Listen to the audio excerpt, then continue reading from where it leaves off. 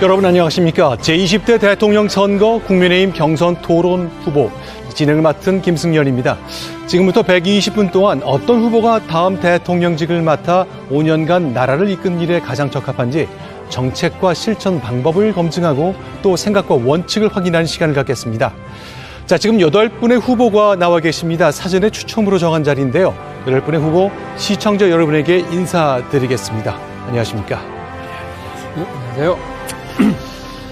자, 오늘은 모두 발언과 마무리 발언을 제외하면 두 차례의 주도권 토론으로만 진행합니다. 토론 도중에 30초 발언 찬스를 주어집니다. 후보에게 한 번씩만 기회가 있는데요. 언제든 찬스 팻말을 들면 30초의 추가 발언 기회를 드리겠습니다. 자, 그럼 시작하겠습니다. 먼저 모두 발언입니다. 후보당 30초입니다. 자, 멀리 있는 홍준표 후보부터 시작하겠습니다. 참 안타깝습니다. 26년 전에 정치판에 들어가서 대선을 경험한 것이 이번이 6번째입니다. 남의 대선을 4번 해봤고 제 대선은 2번입니다. 그런데 이번 대선은 진흙탕 대선으로 가고 있습니다. 여당은 성남 대장동 비리와 야당은 고발 사주가 뭉쳐가지고 자칫하면 역사상 유례없는 비리 대선으로 가고 있습니다. 홍준표가 대통령이 되어서 여야 모두 구별 않고 이 모든 비리를 반드시 척결하도록 하겠습니다. 네, 시간 잘 맞춰주셨습니다. 네, 안상수 후보 시간입니다. 안녕하십니까. 존경하는 국민 여러분. 저를 8강의 후보로 지지해 주신 데 대해서 먼저 감사의 말씀을 드립니다.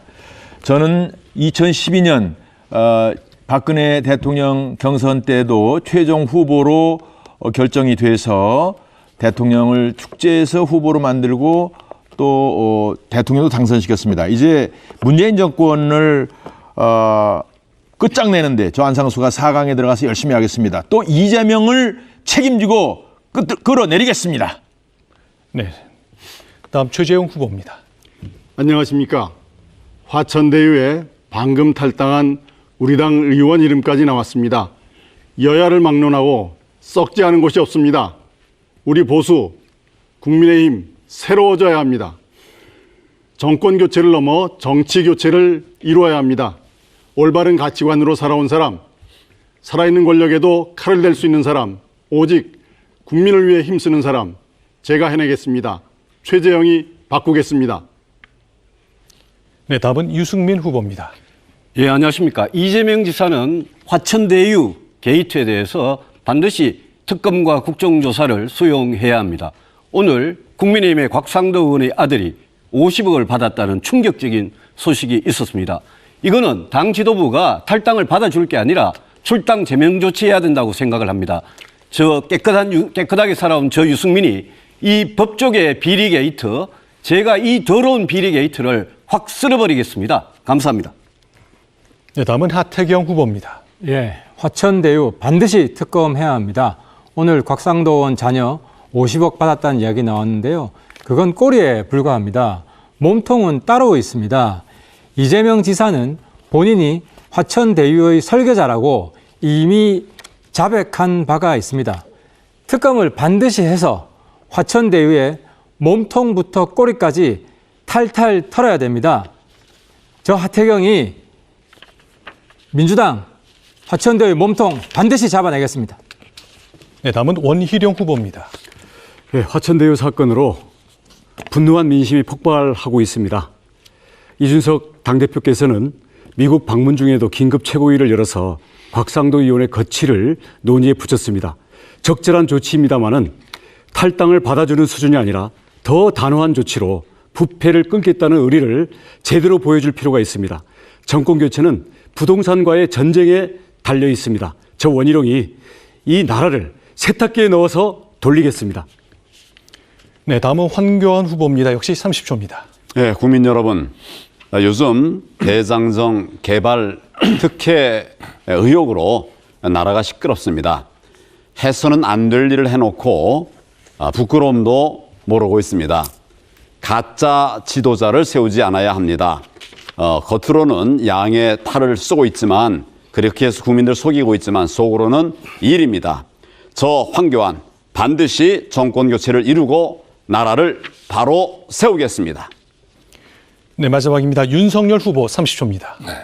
제가 지난 6월 29일 정치 참여 선언을 하면서 이 민주당 정권이 내로남불의 이권 카르텔이자 국민 약탈 정권이라고 했습니다. 지금 국민들께서 화천대유를 통해 그 전형을 보고 계십니다. 당장 대규모 특별검사팀을 꾸려야 합니다. 검찰은 신속한 특수본을 만들어 증거인멸을 방지하고 특검에 인계해야 합니다. 2016년 말처럼 반드시 해야 합니다. 네, 시간 잘 지켜주셨습니다. 8분의 모두 발언을 들었습니다. 이제부터는 본격적인 토론입니다. 먼저 1차 주도권 토론 시간인데요. 후보당 4분이 주어집니다. 4분 동안 반드시 2명 이상의 후보에게 질문을 하셔야 됩니다. 그런데 사전에 합의한 대로 질문과 발언 모두 합쳐서 1분을 넘기지 않으셔야 됩니다. 1분이 넘게 되면 사회자가 개입하겠습니다. 답변이 길어질 때는 주도권자가 개입해서 중단을 시키는 것은 좋습니다만 답변 시간을 너무 안 주시면 사회자가 역시 개입해서 20초 답변 시간을 보장해드리겠습니다. 자, 4분 주도권 토론 안상수 후보부터 시작하겠습니다.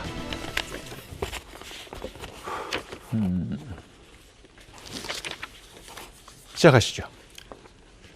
문재인 정권의 실정, 특히 부동산의 실패로 우리 서민들은 값이 2배 오른 부동산 때문에 울부짖고 절망하고 있습니다. 이런 상황에서 이재명, 그는 대장동을 추진을 했습니다.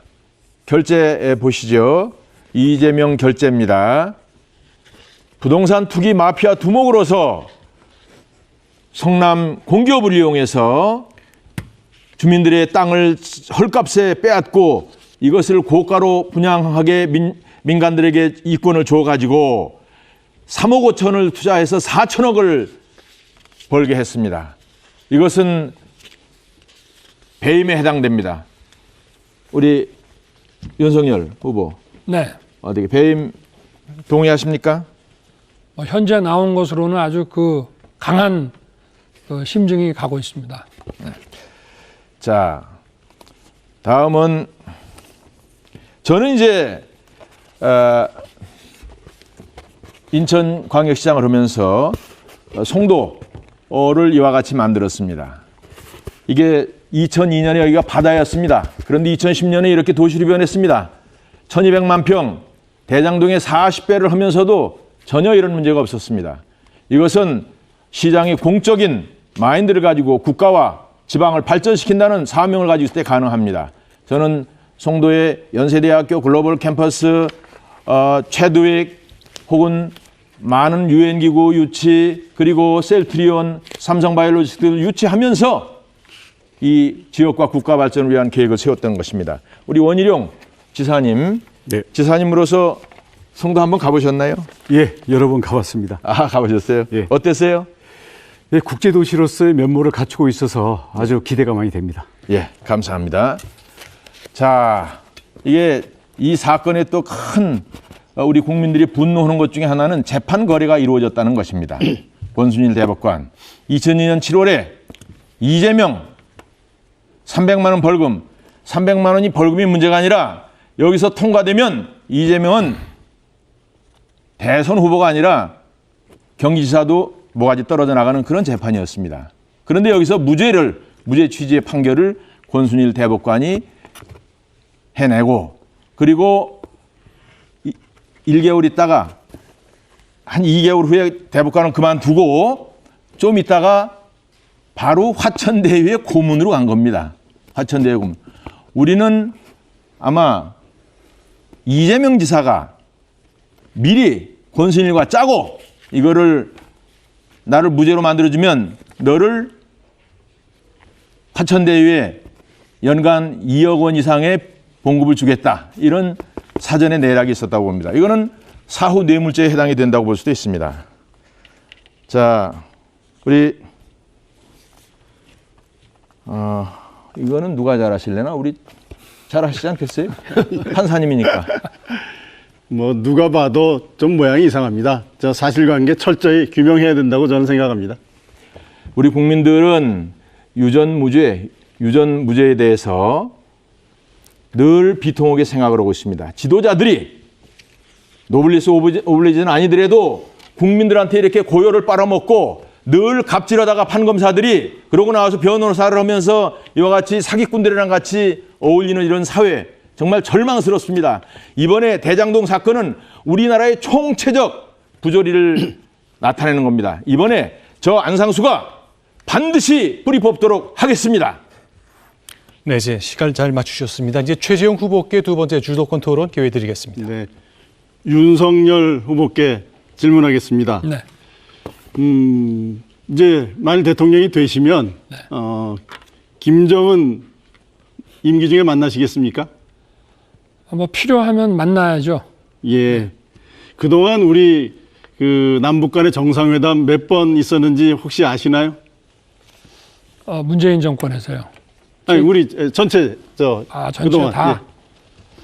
글쎄, 우리 김대중 대통령부터 시작해서 노무현 대통령 때 한 번, 한 5번 정도 있지 않았습니까? 네, 제가 알기로는 4번 정도 있었던 걸로 아는데요. 네. 그 정상회담이 4차례 있었습니다마는 그동안 북한은 핵 개발 완성했고 네. 또 지난번에 개성 연락사무소 뭐 처참하게 폭파했죠. 그리고 서해에서는 우리 공무원이 북한군에 의해서 피살되고 시신까지 불태워지는 그런 일이 있었습니다. 정상회담 이렇게 4번이나 했는데 북한이 이렇게 변하지 않고 우리에게 이렇게 적대적인 행위를 하고 있습니다. 이 정상회담 과연 효과가 있었다고 생각하십니까? 글쎄, 뭐 처음 김대중 대통령께서 2000년 6.15 정상회담을 하실 때는 우리가 기대가 많았고 처음 개시한다는 의미가 강했는데 그 이후에는 좀 보여주기식의 정상회담이 많지 않았나. 어떤 결과가 도출되는 정상회담이 아니고 그런 생각이 많이 듭니다. 예. 네. 홍준표 후보님은 어떻게 생각하십니까? 남북 정상회담 과연 효과가 있었다고 생각하십니까? 지금 여태 진행된 남북 정상회담은 남북 평화 쇼였죠. 김대중 대통령이 하고 난 뒤에 핵 개발이 계속됐거든요. 노무현 대통령 때 그랬고 이 정권 들어와서는 핵이 지금 끝까지 가버렸죠. 예, 그렇습니다. 다시 윤석열 네. 후보께 질문하겠습니다. 윤 후보의 외교 안보 공약 중에 네. 국가를 위해 희생한 분이 분노하지 않는 나라를 만들겠다 이런 공약이 있었는데 네. 기억하시죠? 네. 지난 6월 6일 천안함 생존자 회장인 전준영 씨 만나신 기억이 있죠? 네. 네. 그다음에 7월 23일에는 천안함 전사자인 고 정종률 네. 상사 네. 그 부인께서 돌아가셨을 때 네. 조문에서 그 혼자 남은 그 어린 학생 상주 만나신 적이 있죠. 네, 그렇습니다. 그런데 그 7월 30일 천안함 사과를 조건으로 북한과 대화하는 것은 마치 위안부 협의 조건으로 일본과 대화한다는 것과 동일하다. 결국 천안함 폭침에 대한 사과 없이도 만날 수 있다. 이런 말씀을 하셨는데 맞습니까? 7월 30일에요? 네. 뭐 보도가 잘못 나온 연합뉴스와의 인터뷰에서. 저는 천안함 사과 없이 북과 만날 수 있다는 얘기는 한 기억이 없습니다. 아, 그래요? 네. 한번 확인해 봐야 되겠네요. 네네. 예, 그렇습니다. 윤 후보님, 네. 우리 국민의힘은 이제 보수 정당이죠. 네. 예. 우리 당에 입당을 하셨는데 네. 보수의 가치가 뭐라고 생각하십니까? 뭐 보는 사람에 따라 다르겠습니다만은 저는 전통을 중시하고 또 책임을 중시하는 그것이 보수의 기본 가치라고 생각하고 있습니다. 네. 그런데 윤 후보님의 공약 중에 과연 보수 공약이라고 할 수 있는 게 있습니까? 뭐 보수와 중도를 전부 그 사안에 따라서 이렇게 표방을 하고 있는데요. 국가 안보에 있어서 저희가 한미 동맹을 더욱 강화하겠다. 이런 것들이 보수의 가치 아니겠습니까? 네, 시간이 있으니까 여기서 답변을 여기서 좀 정리를 해야 될 것 같습니다. 자, 최재형 후보의 4분 주도권 토론이 끝났고요. 이제 유승민 후보 차례입니다. 4분입니다. 윤석열 후보님 네. 질문하겠습니다.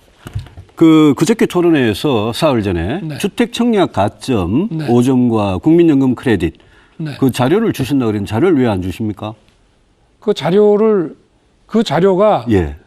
그 이렇게 말씀하시지 않았습니까? 우리가 아니 이거를 그러니까 젊은 쇠하고 사람들하고 공약이 똑같이 된 거를 아니, 그러니까 인터뷰에서 네, 이렇게 인터뷰에서 발굴을 했다고 그랬는데 네. 그 자료가 아직 안 왔어요. 아니 그 인터뷰하는 그 과정과 인터뷰 대상자를 저희가 다 보내드렸잖아요. 그 아니요, 공약에 인터뷰 도출되는 대상자 명단만 잔뜩 보내주시고 오픈 채팅방에 네. 이런 사람들하고 인터뷰 했노라고. 그렇게 하면은 예. 사람들 이름이 다 나오기 때문에 예. 그건 아니요, 곤란하다. 사람 이름 다 이래가지고. 지우고 그 증거를 자료를 달라 그러시니까 아니, 그럼 그거를 뭐 아니 저희가- 검찰총장까지 하신 분이 아니, 그 그렇게 인터뷰를 안 하고 그러면 조작했다는 얘기입니까? 아니요, 제가 그게 그거를 아니라 우리 유 자료를 후보님한테 주신다 그랬는데 굳이 왜 안 주시냐 이거죠. 공개할 필요도 없는 거지만 이렇게 했기 때문에 궁금하면 제가 보여드리겠다고. 아니, 그러니까 주신다 한 것이고. 그래서 안 주시니까 아니, 제가 드린 그 정도면은 말씀이에요. 된 거지 세상에 예. 그 공약을 만들어가는 과정까지 그렇게 보여준 성의를 갖다가 아니요, 어떻게 그날 그런 식으로 그날 분명히 저한테 생각하고 주신다 있습니까? 그래가지고 제가 드린 말씀이고요. 그러니까 뭘 주겠다고 한 겁니까? 그 서로 간에 그날 좀 그날 의견 그날 차이가 좀 영상 있는 남아 것 있으니까 한번 같은데. 보세요. 공약에 도출되는 예. 과정을 아니, 제가 보여드리겠다고 주도권이니까 했죠. 제가 질문하겠습니다. 그러십시오. 곽상도 의원 아들이 50억 받은 데 대해서 당이 제명 조치를 하기 전에 본인이 탈당했습니다. 여기에 대해서 어떻게 생각하십니까? 제가 아까 모두 발언해서 네. 이거는 제명을 해야 된다. 이렇게 저는 분명히 말씀드렸는데 어떻게 생각하십니까? 저는 뭐 하여튼 제명이든 뭐 출당이든 예. 또 지금 본인이 저도 이 당 생활을 얼마 안 해봐갖고 아니, 그냥 탈당제를 어떻게 내면 생각하시는지만 어떻게 좀 이야기해 보세요. 아니, 저는 어쨌든 예. 그 국민의힘 당에서 나가는 게 맞다고 생각합니다. 나가는 게 네. 탈당, 그러니 나가는 게 탈당이 맞다고 생각하시나요? 탈당은 나간 거잖아요. 네. 그럼 아니 근데 탈당이 맞다. 탈당제를 접수해서 받아줘야 나가는 거 아닙니까? 아니, 출당이라든가 이런 거는 그러니까 어느 정도의 징계 지도부가 조치를 말하는 그걸 거 지도부가 한 데 대해서 네. 어떻게 생각하시냐를 묻잖아요. 글쎄 뭐 지도부가 지금 미국에 계시니까 미국에 있으면 다른 대리하는 사람도 네. 있죠. 알겠습니다. 뭐 사람마다 의견이 좀 다를 수 있지 알겠습니다. 않겠습니까? 그 중국 산불에 대해서 네. 어제도 페이스북에 폐기하지 않겠다 이렇게 폐기하지 않겠다가 아니고 폐기의 대상조차 안 되는 예. 그냥 무시하면 되는 거라는 뜻입니다. 그러면 그게. 그러면 대통령이 되시면 네. 그러면 중국 산불에 대해서 네. 이걸 그대로 그냥 갖고 가십니까? 아닙니다. 그러면요. 그거는 문재인 정부의 입장이고 예. 그냥 입장에 불과합니다. 약속도 그런데- 아니고 그런데- 법적 효력이 있는 그 예, 그런데 우리 윤 후보님 합의도 아니기 때문에 그런데 우리 윤 후보님 네. 그 캠프에 네. 김승환 교수라고 외교안보에서 네네. 핵심 참모로 하시는 분이 이분은 얼마 전에 산불을 폐기해야 된다 이렇게 주장하셨더라고요. 한번 핵심 그거는- 참모하고 의논해 보시기 바라고요. 그거는 제가 폐기할 또 한 번 가치가 물어야 없는 되니까 겁니다. 네. 예. 홍준표 후보님 아주 시원한 말씀을 하셨더라고요. 나는 상남자로 살아왔다. 그리고 요즘 페미니즘을 가지고 여성을 과도하게 우대한다 이렇게 말하는 남자들이 있는데 그건 내가 보기에는 좀 째째하다. 여태 남자라고 얼마나 으스대며 살았냐. 이제는 시대가 바뀌었으니까 그런 것은 수용하면서 사는 것이 옳다. 이렇게 말씀을 하셨더라고요. 한 적이 있습니다. 페미니즘에 대해서 우리 홍준표 의원님은 안티 페미니즘입니까? 그렇지 않습니다. 그럼 뭡니까? 저는 페미니즘의 문제를 그것은 페미니즘 반페미니즘의 문제로 보는 게 아니고 예. 휴머니즘의 문제로 보고 또 알겠습니다. 페미니즘으로 그러면 휴머니스트시고 예. 안티 페미니즘은 아닙니까? 아예 안티 페미니즘도 아닙니다. 알겠습니다. 페미니스트도 나중에 아닙니다. 예, 계속하죠. 예. 네, 시간이 됐습니다. 자, 4분이 좀 빠르게 지나갔는데요. 이번에는 하태경 후보의 첫 번째 주도권 토론입니다. 4분 드리겠습니다. 예, 제가 최 후보님한테 네. 오늘은 그 9월 13일 부산 가서 그러니까 가덕신공항 조기 개항 지원한다고 공약하셨고 근데 열흘 지나고 매표성 입법 안 된다면서 가덕신공항 전면 재검토한다는 말을 하셨습니까? 네. 근데 정치 입문하신 지 얼마 되지도 않았는데 너무 말이 자주 바뀌는 것 같아요. 네, 그 부분에 대해서 다 제가 세어보니까 말씀드리겠습니다. 요 말씀만 드리고 총 4번 말이 바뀌었어요. 그거 맞죠? 제가 구체적으로 뭔지는 다 말은 안 하겠는데요. 총 4번 말이 바뀌고 한 번 바뀐 게 또 부분에 바뀐 것도 대해서는 있고. 제가 분명히 뭐 말이 바뀐 건 맞습니다만은 다른 부분에 대해서는 제가 말을 바꾼 건 아닙니다. 이해하시는 분들이 좀 오해를 하시는 아니 부분이 처음에 있습니다. 선관위 룰에 대해서도 선관위 결정 따르겠다고 해놓고 그 다음에는 역사택 절대 안 된다. 그리고 또 이제는 나는 뭐 조건 안 달겠다. 그렇지 않습니다. 저는 역선택의 문제는 항상 지적을 했지만 선관위의 결정을 따르겠다는 것이 저의 일관된 입장이었습니다. 근데 아무튼 또 말을 그렇게 많이 바꾸시면 오늘 토론회에서 하시는 말씀도 국민들 또 바뀔지 모른다 이런 걱정을 하실 그렇지 것 않습니다. 예. 같아서 안타깝고요. 연이어서 홍 후보님 질문 예. 좀 드리겠습니다. 가덕 신공항이 매표성 사업입니까? 네? 가덕 신공항이 매표성 사업입니까? 매표. 최재형 후보님께서 저는 매표성 사업이라고 한 적이 없습니다. 그죠? 가덕 신공항 찬성했습니다. 그죠. 아무튼 그 점은 뭐 말 안 바꾸셔서 다행이고요.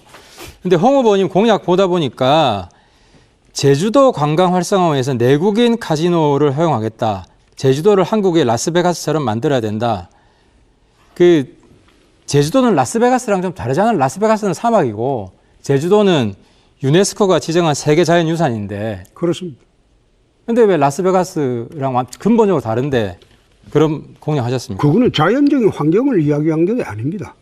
근데 제주도 카지노는 발전이 사회적 부작용이 굉장히 큰데 그런 부작용이 큰 거를 예. 라스베가스랑 완전히 다른 제주도에 굳이 적용해야 되겠습니까? 그게 제주도 발전을 위해서 꼭 필요하다고 보니까 그래 하는 거죠. 근데 아무튼 그 카지노에 대한 홍 후보님 애정이 정말 지극정성이더라고요. 다른 건 몰라도 제가 찾아보니까 예. 완전히 카지노 홍이세요. 왜 카지노 홍이냐? 제주도뿐만 아니라 대구에도 카지노, 김해에도 카지노, 진해에도 카지노, 여수에도 카지노, 이러수? 새만금에도 카지노. 그런 식으로 한 거요. 아니, 다 찾았어요. 이것도 말 바꾸시면 안 됩니다. 아니. 그러니까 가는 곳마다 완전히 카지노 주도 성장론이에요. 제가 왜 이 말씀 드리냐면 4차 산업혁명 시대 때 전국 팔도에 카지노 만들어서 성장시키겠다. 이게 완전 시대 착오적인 거 아닙니까? 지금 잘못 생각하고 계신 게 제주도에 오픈 카지노를 하자. 그리고 영월에 지금 독점적인 카지노 이것을 전부 이익을 같이 묶어가지고 공동분배하자 그런 뜻입니다. 그리고 대구에 공항부지에 하겠다는 것은 후적지 개발입니다. 그 외에는 카지노 약속한 적이 없습니다. 그러니까 영월 카지노를 예? 강원도에 있는 내국인 카지노를 전국에 지부를 만들어서 지부가 아니고 그 이익을 공유하겠다는 게 무슨 뜻입니까? 전부 카지노 이익을 공유제도로 한번 해보자 그 뜻입니다. 누구랑 공유한다고? 그게 각 지역마다 지금 돼 있는 것 말하자면 제주도, 그럼 강원도에서 얻는 수익을 각 지역에서 얻는 수익을 전부 공유해 보자 그 뜻입니다. 그러면은 방금 말한 새만금, 대구, 김해, 진해, 여수 이 카지노를 강원랜드랑 연결시켜서 각 곳곳에 카지노를 지부를 만들자는 그 뜻 아닙니까? 그 뜻이 아니죠. 근데 아무튼 저런 식으로 엮어대니까 내가 참 근데 방금 엮어댄 게 아니라 이렇게 카지노 홍처럼 말씀하셨어요. 한번 확인해 보십시오. 시간이 됐습니다. 혹시 미처 못하신 말씀 있으면 다음번 주도권 토론이나 찬스를 활용하시면 되겠습니다. 자, 이번엔 원희룡 후보의 주도권 시간입니다. 4분입니다. 네, 지금 화천대유 부동산 부패 사건으로 국민들의 분노는 하늘을 찌르고 있고요. 그 의혹의 시선이 오늘 곽상도 의원 아들 퇴직금 50억 사건 때문에 국민의힘에게도 쏠리고 있습니다. 성역 없이 국정조사, 특검 또는 검찰 특별수사 다 해야 되겠지만 이게 어느 세월에 되겠냐. 그리고 이재명 지사 측에 이것은 적반하장식의 어떤 꼬리 자르기 내지는 거꾸로 공격하는 이런 부분들을 막기 위해서 저희들도 특단의 대책을 세워야 된다고 생각합니다. 토론에 들어오면서 보니까 우리 권경혜 변호사께서 이런 글을 올리셨어요. 국민의힘 후보 캠프에서 누구든 뜻이 있으면 화천대유 특별팀을 꾸려주셨으면 좋겠다. 부동산 부패의 실체를 드러내고 근원적 대책을 위한 사회적 합의를 만들어가는 작업인데 우리 권 변호사가 보기에는 윤석열, 유승민, 원희룡 후보 캠프가 공조하면 가장 좋고 누구든 뜻이 있는 후보 캠프에서 했으면 좋겠다. 자, 원 후보님 1분이 넘었습니다. 질문해 주셔야 됩니다. 우선 이 제안에 대해서 우리 윤석열 후보님하고 우리 유승민 후보님 일단 지목이 되셨으니까 화천대유 특별팀을 꾸리는 것 그리고 특히 새 캠프가 공조해서 특별팀을 꾸리는 것에 대해서 어떤 의견을 갖고 계십니까? 저는 그거는 우리 당이 공식적으로 거당적으로 해야 될 문제라고 생각을 하고 우리 대선 후보 캠프도 당연히 거기에 참여해야 된다고 생각하고 뭐 꼭 우리 세 사람만 하기보다는 여기 계신 분들 다 같이 하는 게 맞지 않나 생각합니다. 예, 우리 유 후보님. 저도 당 차원에서 하고 저희 캠프도 제보를 받거나 또 저희들이 분석한 거 이런 게 있으면 적극적으로 참여하도록 그렇게 할 생각입니다. 여기에 권 변호사가 쓴 글을 제가 아까 시간 때문에 다 못 읽었는데요. 그 뒤에 이런 게 붙어 있습니다. 단 국힘당 내부 사람들은 철저히 배제하고, 지난번에 만나셨죠? 김원동 경실련 부동산 건설 개혁본부장을 팀장으로 모시고 팀원들은 당 외부인들만으로 구성해 꾸렸으면 한다. 왜냐하면 이권과 정치적인 인연들이 얽혀서 제대로 조사도 못하면서 시간만 끄는 그런 일이 돼서는 안 되겠다. 이런 단서가 달려 있거든요. 윤 후보님 어떻게 생각하십니까? 참 저희 당이 지식인들한테 이렇게 불신을 받는다는 게 참 부끄러운 일인데요. 그렇게 해도 이거는 거당적으로 당 차원에서 우리 권경애 변호사의 조언을 최대한 받아들이고 외부 인사들을 많이 조사위원회에 영입을 해서 이렇게 진행을 해야 된다고 생각합니다. 예, 오늘 오전에 올린 권 변호사님의 글입니다. 여기는 우리 선거 이후도 생각한다는 선후 포럼의 그렇습니다. 아마 의견일 텐데요. 대선 후보 중 화천대유의 전모를 밝힐 방법과 대책을 내놓을 수 있는 자유로운 시야와 능력이 있다고 기대되는 사람은 그래도 원희룡, 윤석열, 유승민 정도다. 이런 글 끝이 있으니까 이걸 저도 토론 들어오면서 봤기 때문에 이게 진지하게 이제 검토를 해보겠습니다만은 오늘 토론 끝나고 돌아가셔서 저는 이번 대통령 선거는 정권 교체는 부동산 부패와의 전쟁의 결과에 따라 갈리진다고 생각을 합니다. 그렇기 때문에 우리가 단순히 당이라든지 아니면은 검찰 또는 정치권 여기만 맡겨서는 이 우리 정권 교체의 결정권을 쥐고 있는 부동산 부패의 전쟁에서 국민의 눈높이에 우리가 못 따라갈 수가 있다. 그런 점 때문에 말씀을 드리는 겁니다. 저는 우리 캠프에서는 우리 이 제안을 적극적으로 받아들여서 우리 선후 포럼 그리고 김원동 본부장님과의 공조를 통해서 저희들이 할 수 있는 모든 지원을 다 하겠다는 말씀을 드리겠습니다. 네, 시간 잘 맞춰주셨습니다. 지금 이제 안상수 후보께서 찬스를 들으셨는데 지금부터 30초 드리겠습니다. 권 변호사님 제안에 감사드리는데 제가 이미 지난 우리 옳은소리 우리 토론회 할 때 제안을 했어요. 나한테 시간을 주면 30일이면 된다. 제가 전문가죠. 우리나라에서 이런 SPC가 어떻게 운영되고 이러는 모든 현장의 사항을 죄다 알고 있기 때문에 내가 하면 얼마든지 할 수 있겠다 그런 얘기를 하고 몇몇 실무자들만 붙여주면 되겠다고 그렇게 얘기를 했습니다만 여기서는 가능하면은 변호사들이나 이 판검사들 출신들은 좀 빼고 해야 될 것 같아요. 전부 다 그렇게 연결이 되어 있어요. 알겠습니다. 네, 30초 찬스 발언을 적절하게 활용해 주셨고요. 자, 이번에는 황교안 후보의 4분 주도권 발언 토론 시간입니다. 시작하시죠. 대장동 특혜 사업은 화천대유와 SK증권 개인 투자자들이 시행사인 성남의 뜰 의결권을 독점하고 성남시와 성남도시개발공사가 이에 공모한 게 사건의 핵심으로 드러나고 있습니다. 오늘 관심들을 많이 가져주셔서 대단히 감사합니다. 이 사업을 주도한 이재명 지사는 특수관계자들로 급조된 시행사로 하여금 원주민들에게 헐값의 토지를 수용한 뒤에 4천억이 넘는 배당금을 챙기도록 그렇게 한 것입니다. 게다가 헐값 분양 특혜를 줌으로써 배당금과 별도로 약 2,300억 원의 분양 수익을 몰아주는 등 지분 7%로 총 6,300억 원의 수익을 올릴 수가 있었습니다. 이 문제에 대해서 근본적인 문제 해결을 위해서는 이재명 방지법을 만들어야 된다고 생각합니다. 자, 황 후보님, 저 말씀 중에 1분 10초가 됐는데 질문 아직 안 하셨는데 질문을 좀 해주셔야 됩니다. 이재명 방지법을 제정해서 근본적으로 이런 사태가 다시 생기지 않도록 해야 된다고 생각합니다. 이 부분에 관해서 수사 경험이 많은 우리 홍준표 의원께 의견을 여쭙니다. 특검을 해야 됩니다. 특검을 하지 않으면 그거 실체 밝히기가 어렵습니다. 사실 국회의원들이 모이고 정치인들이 모여본데 강제 수사권 없습니다. 반드시 당이 특검을 밀어붙여서 특검을 해야 될 겁니다. 특히 이 사건에 연루된 사람들은 법조 카르텔들이 있습니다. 검사 출신들이 주류를 이루고 그것도 그 당시에 관할청에 있는 검사들입니다. 검찰총장도 이 당시에 관계가 돼 있어요. 그러니까 이걸 어떻게 특검 아니고는 어떻게 밝히겠어요?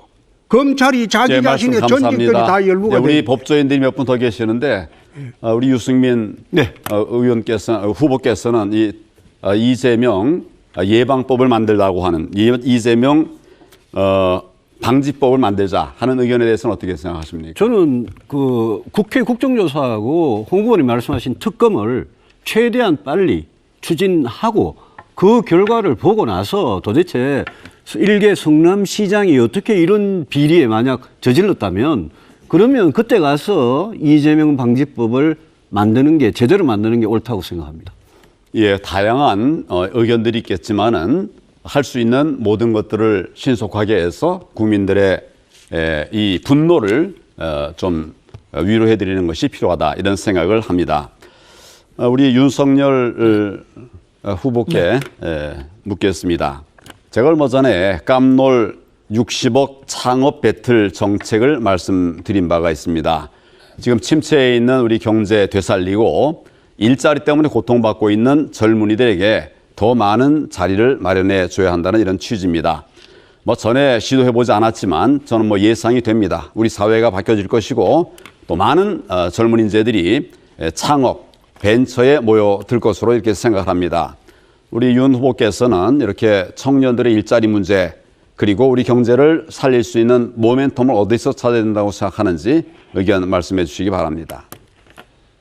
스타트업 이 벤처를 정부가 할 수 있는 최대한 육성을 하는데 정부는 이 기술 지원 또 원천 기술의 개발 이런 걸 통하고 또 금융 지원을 좀 시스템을 잘 만들어 가지고 이 기업이 쭉 성장해 갈 수 있게 도와줘야 된다 생각하고 있습니다. 네, 시간이 다 됐습니다. 4분을 다 쓰셨고요. 이번에는 윤석열 후보의 4분 주도권 토론 시간입니다. 시작하십시오. 우리 유승민 후보님께 좀 물어보겠습니다. 네. 저는 제가 지방을 다니면서 이렇게 쭉 시장 상인들과 자영업자들을 만나보니까 이분들이 그 부가세에 대해서 굉장히 민감하고 그래서 저희도 자영업자 구제를 위해서 부가세 감면 공약을 냈습니다. 그런데 이제 우리 유 후보님께서 그 복지를 위한 증세가 필요하다는 주장을 하시면서 2017년에는 소득세, 법인세 누진 구조를 강화하고 부가세는 신중하게 해야 된다 하시다가 이번에는 부가세가 복지 증세의 가장 간편한 방법이다라고 이제 말씀을 하시는데 이게 저소득 자영업자에게는 체감 부담이 가장 크고 또 역진적인 이런 세금이라고 볼 수 있습니다. 그래서 이 사람들 입장에서는 이걸 병 주고 약 준다라고 할 수가 있는데 이 부분에 대해서는 어떻게 생각을 하고 계십니까? 병 주고 약 줄 생각은 전혀 없고요. 네. 2017년 대선에 소득세와 법인세의 누진 구조를 강화하자는 것은 문재인 정부 들어와가지고 문재인 정부가 그걸 상당히 했습니다. 그래서 문재인 정부가 한 게 주로 고소득층 소득세 올리고 또 대기업 법인세 올린 그거이기 때문에 이미 그게 어느 정도 이루어졌습니다. 저는 윤석열 후보님께서 제가 늘 주장하는 정세 없는 복지는 허구다. 또 우리가 OECD 평균 수준의 중복지를 하기 위해서는 중부담 중복지로 갈 수밖에 없다. 그걸 위해서 국민적 합의가 필요하다. 이렇게 저는 늘 주장했는데 지금 말씀하시는 걸 보면 중부담 중복지에 대해서 윤석열 후보께서는 반대하시나 싶은 좀 그런 의구심이 들고요. 그럼 부가세는 좀 부가세 저는 늘려야 된다고 제가 생각하시는 말씀드렸듯이 네. 중복지를 중복지를 하는데 만약 세금 부담이 필요하다면 지금 문재인 정부 같이 국가 채무를 이렇게 늘릴 게 아니라 그거는 동시대에 그 사람들이 세금을 부담하는 게 맞다고 생각하고 다른 거랑 부가세도 여쭤보겠습니다. 한 가지 방법이 된다고 생각합니다. 과거에는 2000년대, 2004년에는 국회에서 그 출자 총액 제한 제도를 폐지해야 된다 하시다가 또 2016년에는 그 서울대 강연에서 출총제를 강화해야 된다고 하시고 또 2017년에는 최저임금 1만 원을 주장하다가 이렇게 철회를 하셨는데 이 경제 전문가로서 이게 왔다 갔다 하는 것이 어떤 뭐 철학이 바뀌시는 건지 아니면 정치적인 어떤 유불리에 따른 것인지 간단하게 좀 답변해 주십시오. 2016년에 제가 출총제 강화 그거는 저도 기록을 찾아보겠습니다. 네네. 저는 기본적으로 우리나라 재벌들의 어떤 그 소유 구조에 대해서 뭐 평생 들여다봐 왔던 사람이라서 네. 출총제는 옛날에는 강화하는 게 맞았는데 시대가 바뀌면서 지금 지주회사들이 들어오면서 출총제는 완화할 수 있다는 생각을 지금 가지고 있고 최저임금은 물어주셔서 고맙습니다. 자, 제가 한 분한테 더 물어봐야 되기 때문에 아니 최저임금 답변을 좀 드리겠습니다. 잠깐만요. 이제 두 분께 질문을 해야 된다는 규칙 때문에 이제 시간이 45초밖에 안 남았기 때문에 두 번째 후보를 상대로 한 질문을 하셔야 될 시간입니다. 네네. 다음 기회에 그 관련된 출총제 관련된 말씀할 시간을 따로 좀 활용해 주셔야 될 것 같습니다. 간단하게 여쭤보겠습니다. 우리 원희룡 후보께서 아이를 태어나면 부모급여를 100만 원씩, 뭐 신혼부부 2억 무이자 대출, 또 뭐 청년 교육 카드, 그다음에 뭐 반반 주택 이런 공약을 쭉 내거셨는데 이게 사실은 해보면은 뭐 거의 수백조가 들어가는 이런 공약인데 이 재원 조달 방안에 대해서는 좀 생각을 해보셨는지. 네. 수백조라는 것은 네. 전혀 지금 자세하게 검토를 안 하신 거고요. 아니 여기 청년 교육 카드만 해도 예. 지금 만 18세 되는 해에 이걸 주면은 그 사람들이 10조 들어갑니다. 그러면 그 다음에는 20조가 들어가고 그 다음에 30조, 요것만 150조인데요. 임기 5년 동안에. 네, 그렇지 않고요. 네. 자, 잠깐만요. 좀 정리를 하겠습니다. 4분 시간을 다 쓰셨는데 네. 원희룡 후보께서 저 답할 시간을 안 15초 주셨어요. 정도로 답변을 하겠습니다. 아주 짧게 하는 걸로 답할 시간을 드리겠습니다. 그래서 청년 교육 카드 같은 경우는 네. 지금은 반값 등록금으로 대학생만 혜택을 보기 때문에 네. 그 재원, 그다음 고용노동부에서 갖고 있는 청년 내일 배움 카드, 그리고 창업 지원금 이런 것들을 잘 묶어서 잘 쓰여지도록 하면 약간의 추가 재원으로 가능한 그러한 프로그램이고요. 네. 그에 대한 계산까지도 이미 다 제시를 자, 했습니다. 답은 여기까지 듣겠습니다. 시간을 좀 넘기게 되는데 전체적인 시간 관리를 좀 해주셔야 후보 본인이나 질문을 받는 후보께 좀 여러 가지가 격이 좀 맞을 것 같습니다. 자, 이제 마지막으로 홍준표 후보의 주도권 토론 시간입니다. 4분입니다. 저한테 잘 안 묻는데 내 윤석열 후보님한테 한번 물어보겠습니다. 네. 작게 5015 아시죠? 네. 작게 5015가 발동이 되면 대통령으로서 제일 먼저 무엇을 해야 됩니까? 글쎄요. 한번 좀 설명해 주시죠. 아니 작게 5015 아시냐고 했잖아요. 국가 그 남침이라든가 이런 비상시에 발동되는 그 저거 아닙니까? 작전 계획? 그게 아니고 네. 작게 5015라는 것은 한미연합사령부가 네. 전시의 네. 대북 계획입니다. 그러니까 전시 계획. 대북 계획인데 작게 5015가 발동이 되면 대통령으로서 제일 먼저 무엇을 해야 되느냐면 이거 굉장히 중요한 문제예요. 그래서 저는 제가 대통령이라면 일단 한미 연합 그 작전을 해야 되기 때문에 일단 미국 대통령과 먼저 통화를 하겠습니다. 작게 5015 되면 미국 대통령하고 이미 협의가 끝난 거예요. 네. 이게 시행이 되면 어떻게 되는가 하면 네. 원래 작게 5027, 5029 다 있었는데 이게 다 폐기되고 네.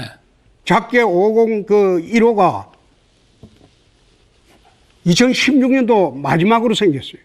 네. 여태 모든 한미사령부가 연합사령부가 작전계획을 세울 때는 남침을 전제로 세운 겁니다. 그렇습니다. 그런데 작게 5015는 남침하기 전에 성공을 하는 거예요. 북의 핵미사일이나 그게 발사 징후가 가장 커질 때 먼저 핵미사일 발사 지점을 타격을 가하는 겁니다. 성공을 하는 거예요. 그리고 참수작전으로 들어가는 거예요.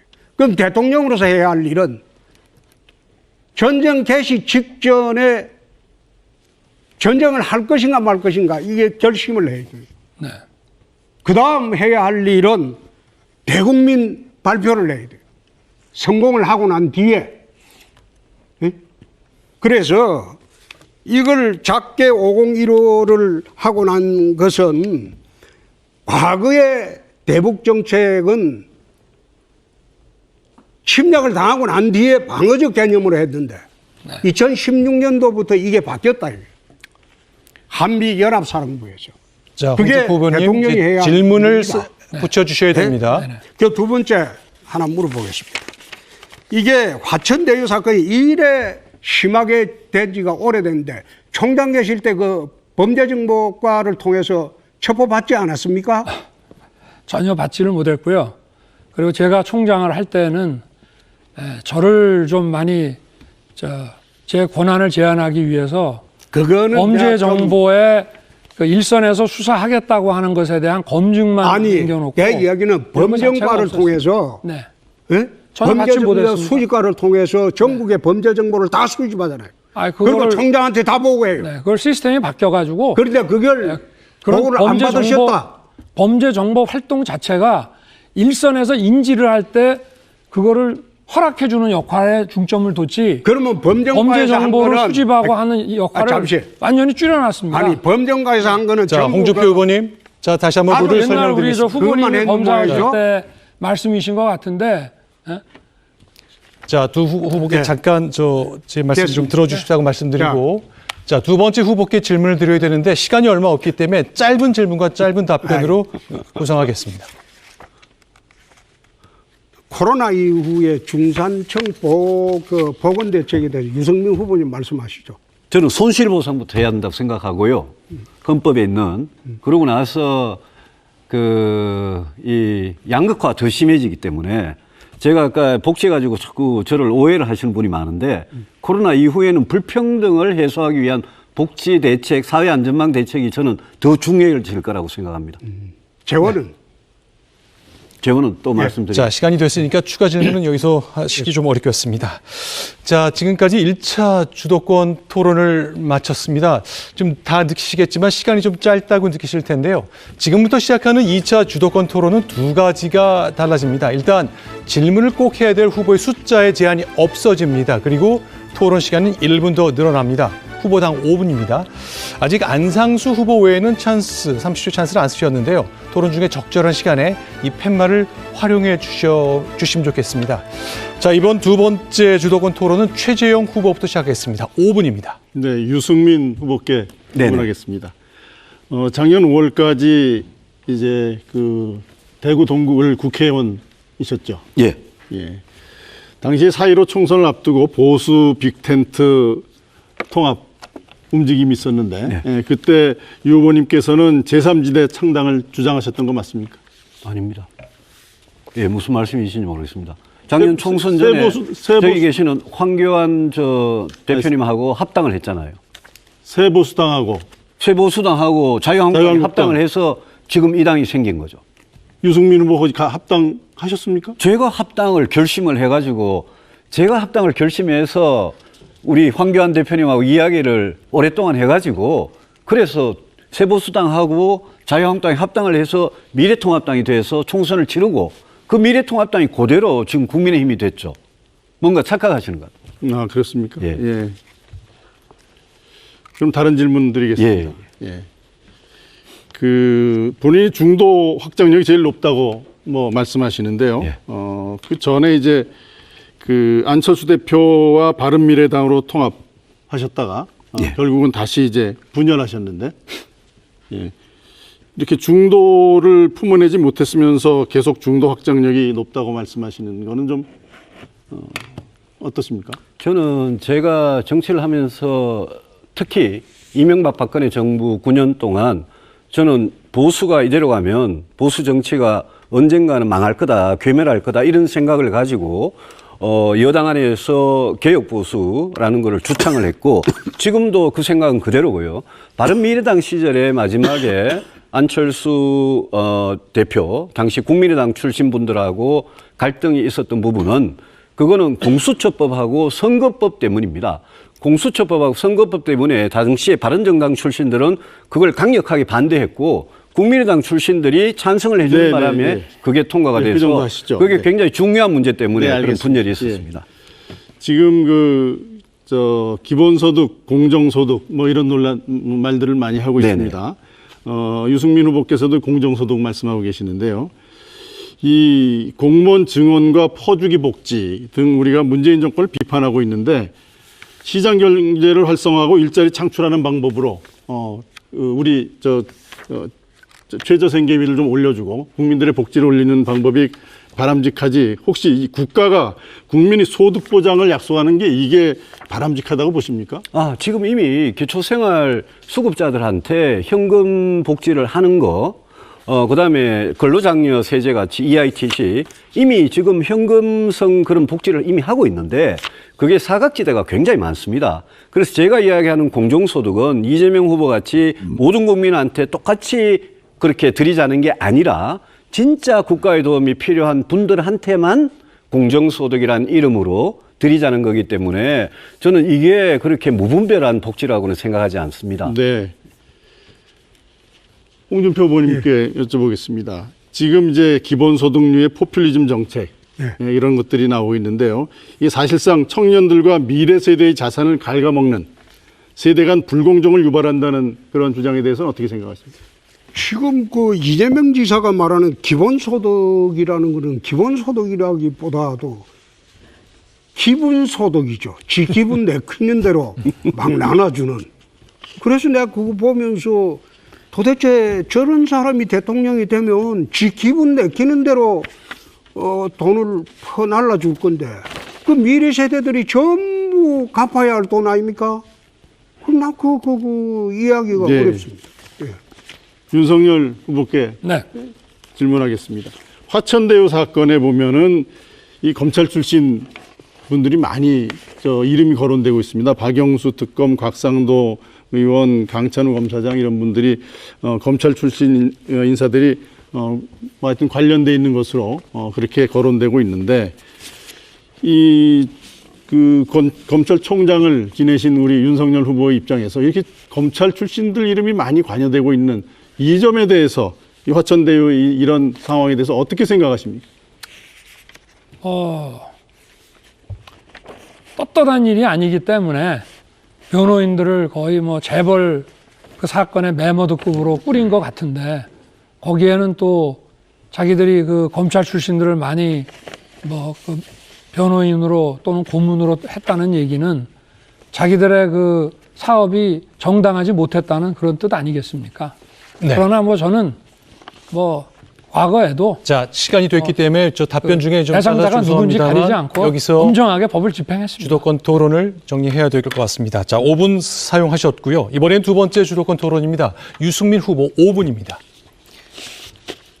윤석열 후보님, 묻겠습니다.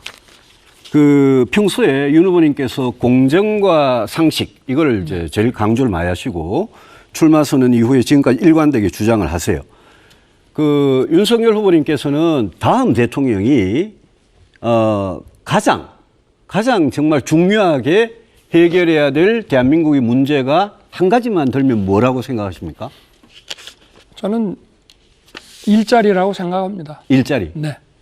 그러면 이제 평소 주장하시던 공정과 상식은 그거하고는 좀 다르게 궤를 다르게 공정과 일자리다. 상식은 가치이고 우리가 지향해야 되는 기준이고 대통령으로서 해야 할 과업이라 아젠다라고 하면 일자리 좋습니다. 일자리도 공정과 상식이 적용이 돼야 일자리가 또 많이 나오죠. 알겠습니다. 노동시장을 유연하다든지. 일자리를 이제 가장 중요하게 생각하시는 거는 저도 많은 분들이 부동산, 일자리 이게 이제 중요하다라는 거는 공감을 하실 거고요.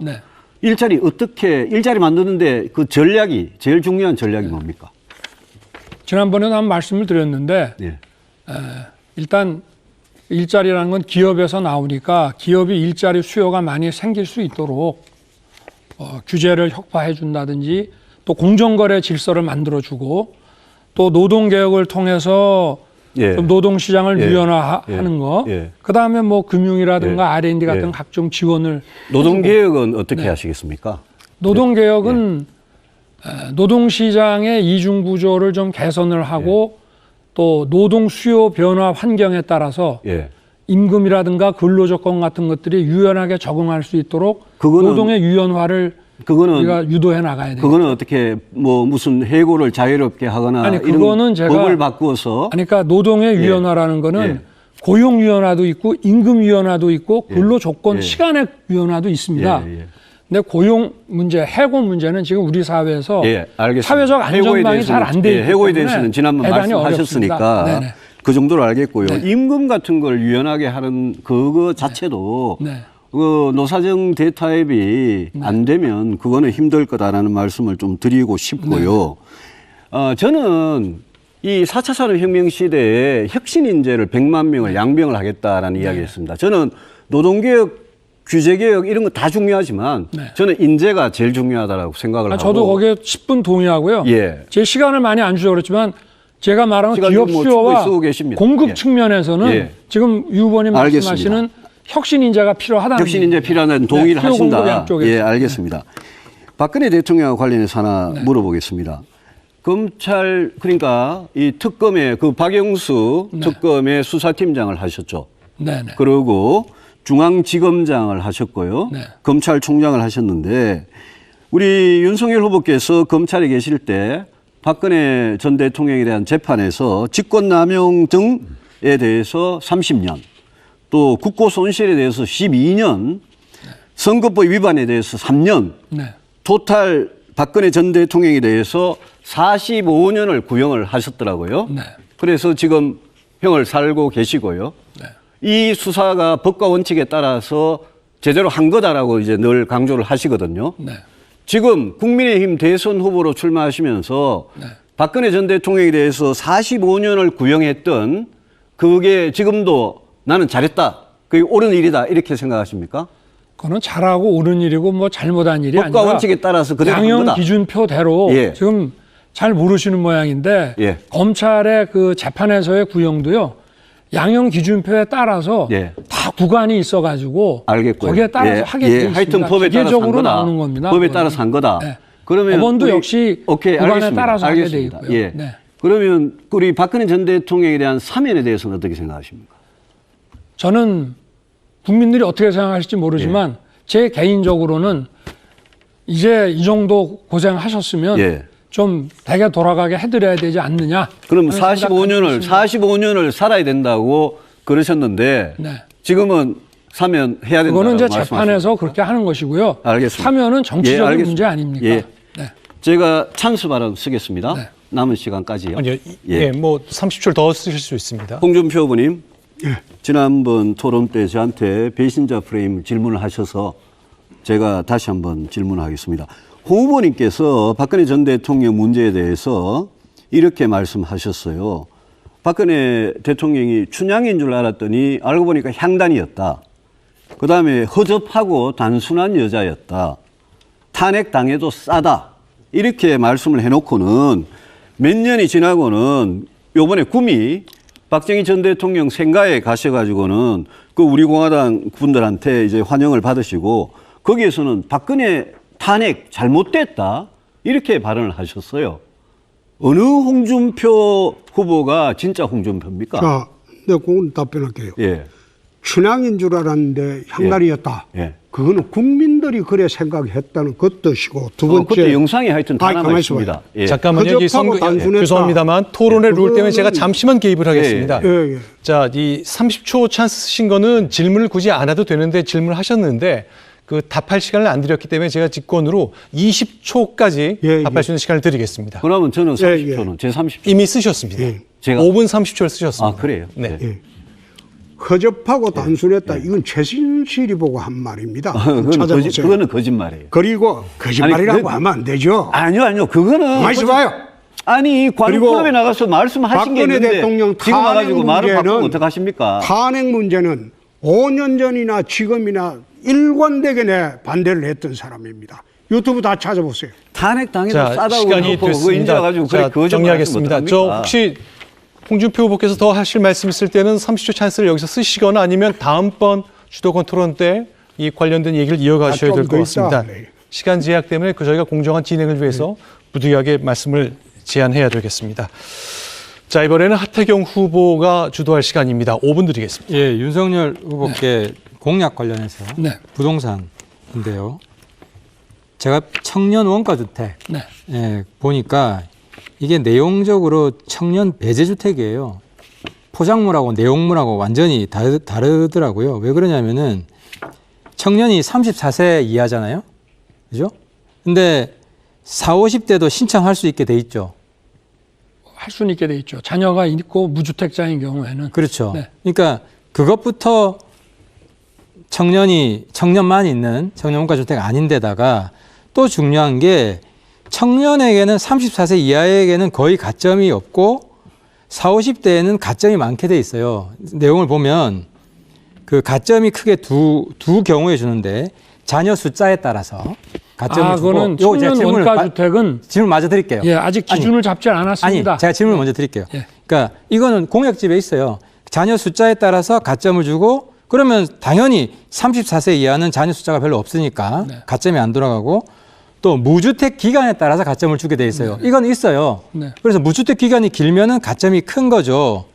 그러니까 지금 발표된 내용으로 보면 네. 청년은 사실상 배제되는 이런 구조로 돼 있어요. 답변 한번 해보세요.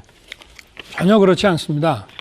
지금 그 생애 그 첫 집을 지금 택하려고 하고 자녀가 있는 그런 경우에 배려해 주는 거하고 청년 40 아래, 거기 뭐 34세를 청년이라고 하는 건 뭐 법적인 개념이고 2030 세대를 말하는 것인데 이 비율을 어떻게 할 건지도 아직 안 정했고 그다음에 일반 아니 잠깐만. 그럼 주택 그 청약 부분하고 청년인 경우에는 어떤 기준으로 배정을 해줄지는 그건 아직 정하지 않았습니다. 그러면은 그건 방금, 나중에 발표하겠다고 했습니다. 방금 하신 말씀이 네. 이 청년 원가 주택 총 그 숫자가 1년에 5만 원씩 6만 원씩 30만 원이죠. 그렇습니다. 예, 수도권 5년간 20만, 지방 30만 원인데 이 중에 일부는 2030 트랙이고 34세 이하 트랙이고 네. 나머지는 34세 이상 트랙이에요. 아니요. 방금 그랬잖아요. 일부를 얼마를 배정할지. 34세라는 것은 저희가 그냥 2030이라고 하면 30대 후반도 거기 들어가는 건데 그러니까 40 이상으로 자녀가 있으면서 무주택자인 분들한테 얼마나 그분들은 또 역세권으로 들어가기 때문에 그리고 이거는 기본적으로 공급을 충분히 해가지고 아니, 주택을 하는 것에 대한 예외로서 그러니까 좀 전에 들어가는 거기 때문에 그 30만 원 중에 일부는 2030한테 주고 네. 나머지는 4050한테 준다 그렇죠. 이렇게 말씀하셨잖아요. 그 비율은 아직 정하지 않았는데 주로 비율을 앞으로 정하실 거예요? 네 그렇습니다. 아니 그러면 이게 청년 원가 주택 이거 자체가 정직하지 못한 공약이죠. 그러니까 네. 비율을 정한 다음에 네. 그죠? 지금 공약은 30만 호가 청년 원가 주택이라 돼 있는데 지금 하시는 말씀은 대부분은 이 중에 일부가 네, 이 중에 대부분은 가고 역세권 아니 비율을 안 정했다 그랬는데 그것도 대부분 간다고. 아니죠. 그건 비율을 안 정했지만 저희 방침은 청년들에게 대부분 주고 다만 자녀가 있는 무주택자인 경우에 그 역세권 주택에다가 주로 배치를 하면서 그러니까 어쨌든 후보님 말씀만 들어도 30만 원 전체가 청년 원가 주택이 아닌 건 맞잖아요. 제가 그거는 공약 발표를 직접 하면서 시간이 부족해서 언론에다가도 말씀을 그러니까 드렸습니다. 나중에 더 구체적으로 말씀을 하시면 좋을 것 같고요. 네. 그다음에 아까 말씀하신 역세권 첫집 주택 무주택자가 가지는 이게 매년 4만 호, 임기 내 20만 호예요. 근데 제가 보니까 이 임기 내 20만 호가 현실 실현 불가능한 공약입니다. 왜냐하면 이게 크게 두 종류가 있는데 두 가지 방식으로 만드는데 첫 번째는 역세권 재건축이에요. 네. 근데 보통 재개발 재건축하는데 몇 년 걸리는지 아세요? 뭐 한 4, 5년 걸리죠. 네. 한 10년 걸려요. 그러니까 이거는 이제 역세권 재개발 재건축으로 해서는 네네. 이게 역세권 첫집 주택이 아니라 역세권 방금 말씀하신 건 첫삽 주택이 되는 거예요. 임기 내 첫삽 뜨면은 정말 다행인 거예요. 아니요, 그거는 시작하는 게 아니라 재건축 재개발을 하는 데에다가 용적률을 높여줘서 거기에 룸을 가져온다는 거지. 그거는 민간 재개발 부분에서 재건축 하는데 지금 어디 있는데요? 아니요, 그러니까 민간 부분에서 해 오는데 그런 배려를 해준다는 거죠. 그러니까 재개발 재건축을 지금 하고 있는데 네네. 용적률을 높이면 설계를 다시 하고 네네. 도로도 더 뚫어야 되고 네. 그러면 계획 처음부터 다시 갈아엎고 아니, 지금 주민들 동의 얻어내는데 시간 더 걸리잖아요. 아니죠. 서울시에서도 지금 이게 압력을 굉장히 받고 있기 때문에 지금 이제 좀 풀어주면은 굉장히 빨리 진행이 될 겁니다. 30초만 더 쓸게요. 네. 자, 그럼 찬스를 찬스 사용하시면 쓸게요. 됩니다. 질문 안 하셔도 됩니다. 이 경우에는. 그 다음에 역세권 주택 중에 또 한 가지 방식이 입체 복합 개발이라 그래서 뭐 유수지나 네네.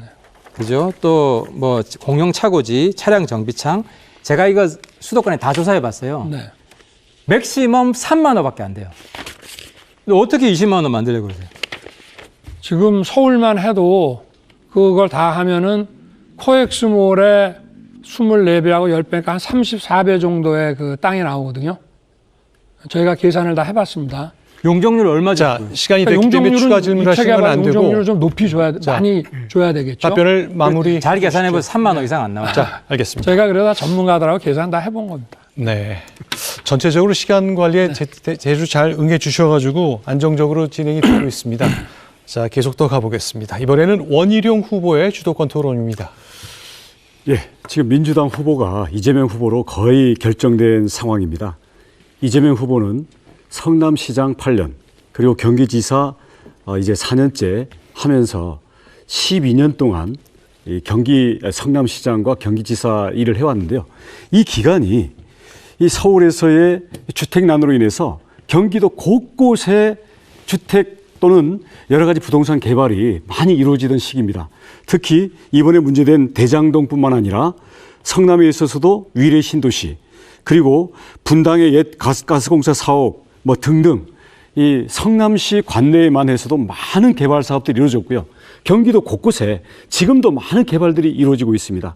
그런데 이재명 지사는 유능하고 공정하다라는 그런 탈을 쓰고 있습니다만은 이 탈을 벗겨내기 위해서는 이재명 시장 그리고 지사 재임 시절의 모든 개발 사업에 대해서 전수조사하고 이것을 밝혀내야만 저는 우리 정권 교체를 해낼 수 있다고 생각합니다.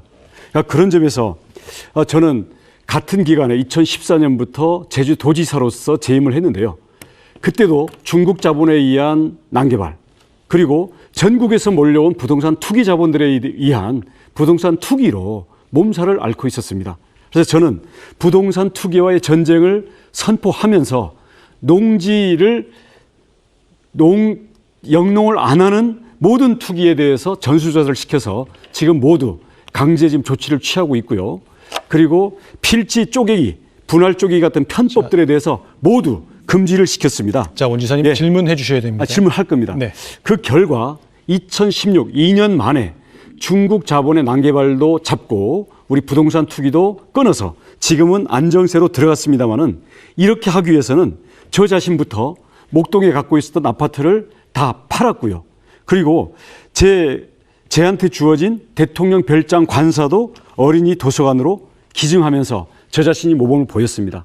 그렇기 때문에 저는 부동산 부패와의 전쟁을 위한 자기 자신의 자기관리, 예, 그리고 실제 그 전쟁에 대한 경험을 갖고 있는데 이를 위해서 우리 후보와 우리 당 지도부가 자기 및 자기 가족들의 부동산 재산 관련에 대한 모든 공개와 함께 앞으로 강력한 원팀 정신에 의한 공조가 필요하다고 생각합니다. 윤석열 후보에게 묻겠습니다. 네. 자기 가족, 예, 저 같은 경우에는 이미 10년간의 가족들의 재산 변동까지 다 공개를 했습니다만은 우리 후보들부터 모두 국민들 앞에 이걸 다 공개하고 이재명 지사와의 부동산 부패와의 전쟁을 해야 된다고 생각하지 않습니까? 그렇습니다. 저도 공직 생활을 하면서 재산 신고도 하고 검사장 승진부터는 제 재산, 부동산을 포함해서 전부 다 공개가 돼 있고요.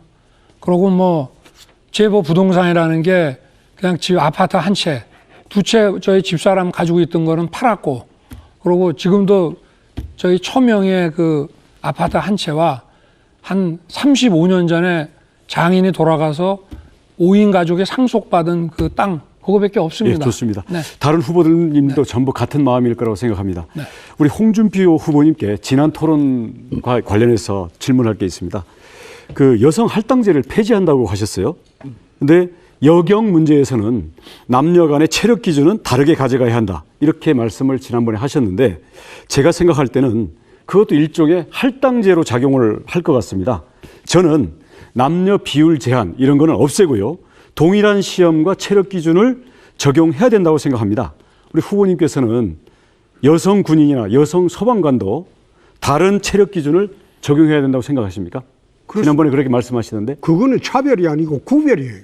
다른 기준을 적용해야 그렇습니다. 된다고 하시는 거죠. 네. 근데 저는 체력을 요하는 그런 문제는 여성은 여성대로, 남성은 남성대로 그렇게 해야죠. 네, 제가 30분 그거는 써서 차별이 아니고 구별입니다. 찬스를 쓰고 네. 하겠습니다. 우리는 남녀를 뽑는 게 아니라 경찰을 뽑는 겁니다. 같은 직무를 수행하는 거죠. 그럼 체력 기준을 저는 같이 적용해야 된다고 생각하고요. 경찰 업무를 수행하기에 부족하지 않을 기준을 세워서 같은 기준을 통과하면 성별 구분 없이 동등한 업무의 기회를 가져야 된다고 생각합니다. 이는 우리 앞으로 우리 여러 가지 관련된 정책 문제가 나오겠습니다만은 이준석 대표님과도 지속적인 교감을 통해서 이런 정책들을 실현하고 우리 당에서도 적극적으로 정책화해야 된다라는 그런 확신을 갖고 있습니다. 여가부 문제도 마찬가지입니다. 저는 여성가족부를 그냥 두겠다는 게 아닙니다. 지금의 편협한 기능을 없애고요. 양성평등부로 개편을 하는데 여성만이 장관을 해야 된다라는 낡은 기준 또는 잘못된 어떤 페미니즘의 집착 이런 것을 없애서 능력만 있으면 남녀 구분 없이 장관으로 구분하고 균형 잡힌 업무를 하도록 하겠습니다. 네. 자, 5분 주도권 토론 쓰시고 30초의 찬스 발언을 통해 본인의 의견을 주셨습니다. 이 찬스 발언의 속성상 질문은 하지 않으셔도 괜찮습니다. 아니요. 답변할 시간 10초라도 줘야죠. 알겠습니다. 초반에 제가 답변 기회를 안 드렸을 때는 제가 직권으로 20초의 시간을 드린다고 앞서 말씀을 드린 바가 있는데 이건 이미 사전에 합의한 내용대로입니다. 자, 홍준표 후보께 남녀 평등 관련된 20초 시간 드리겠습니다. 여성가족부하고 보건복지부 통합한다고 했습니다. 양성평등부를 둔다는 자체가 여성가족부의 또 다른 변형이기 때문에 저는 그거 반대합니다. 알겠습니다. 간략하게 맞춰주셨습니다. 자, 다음에는 황교안 후보의 5분 주도권 발언 토론 시작하겠습니다.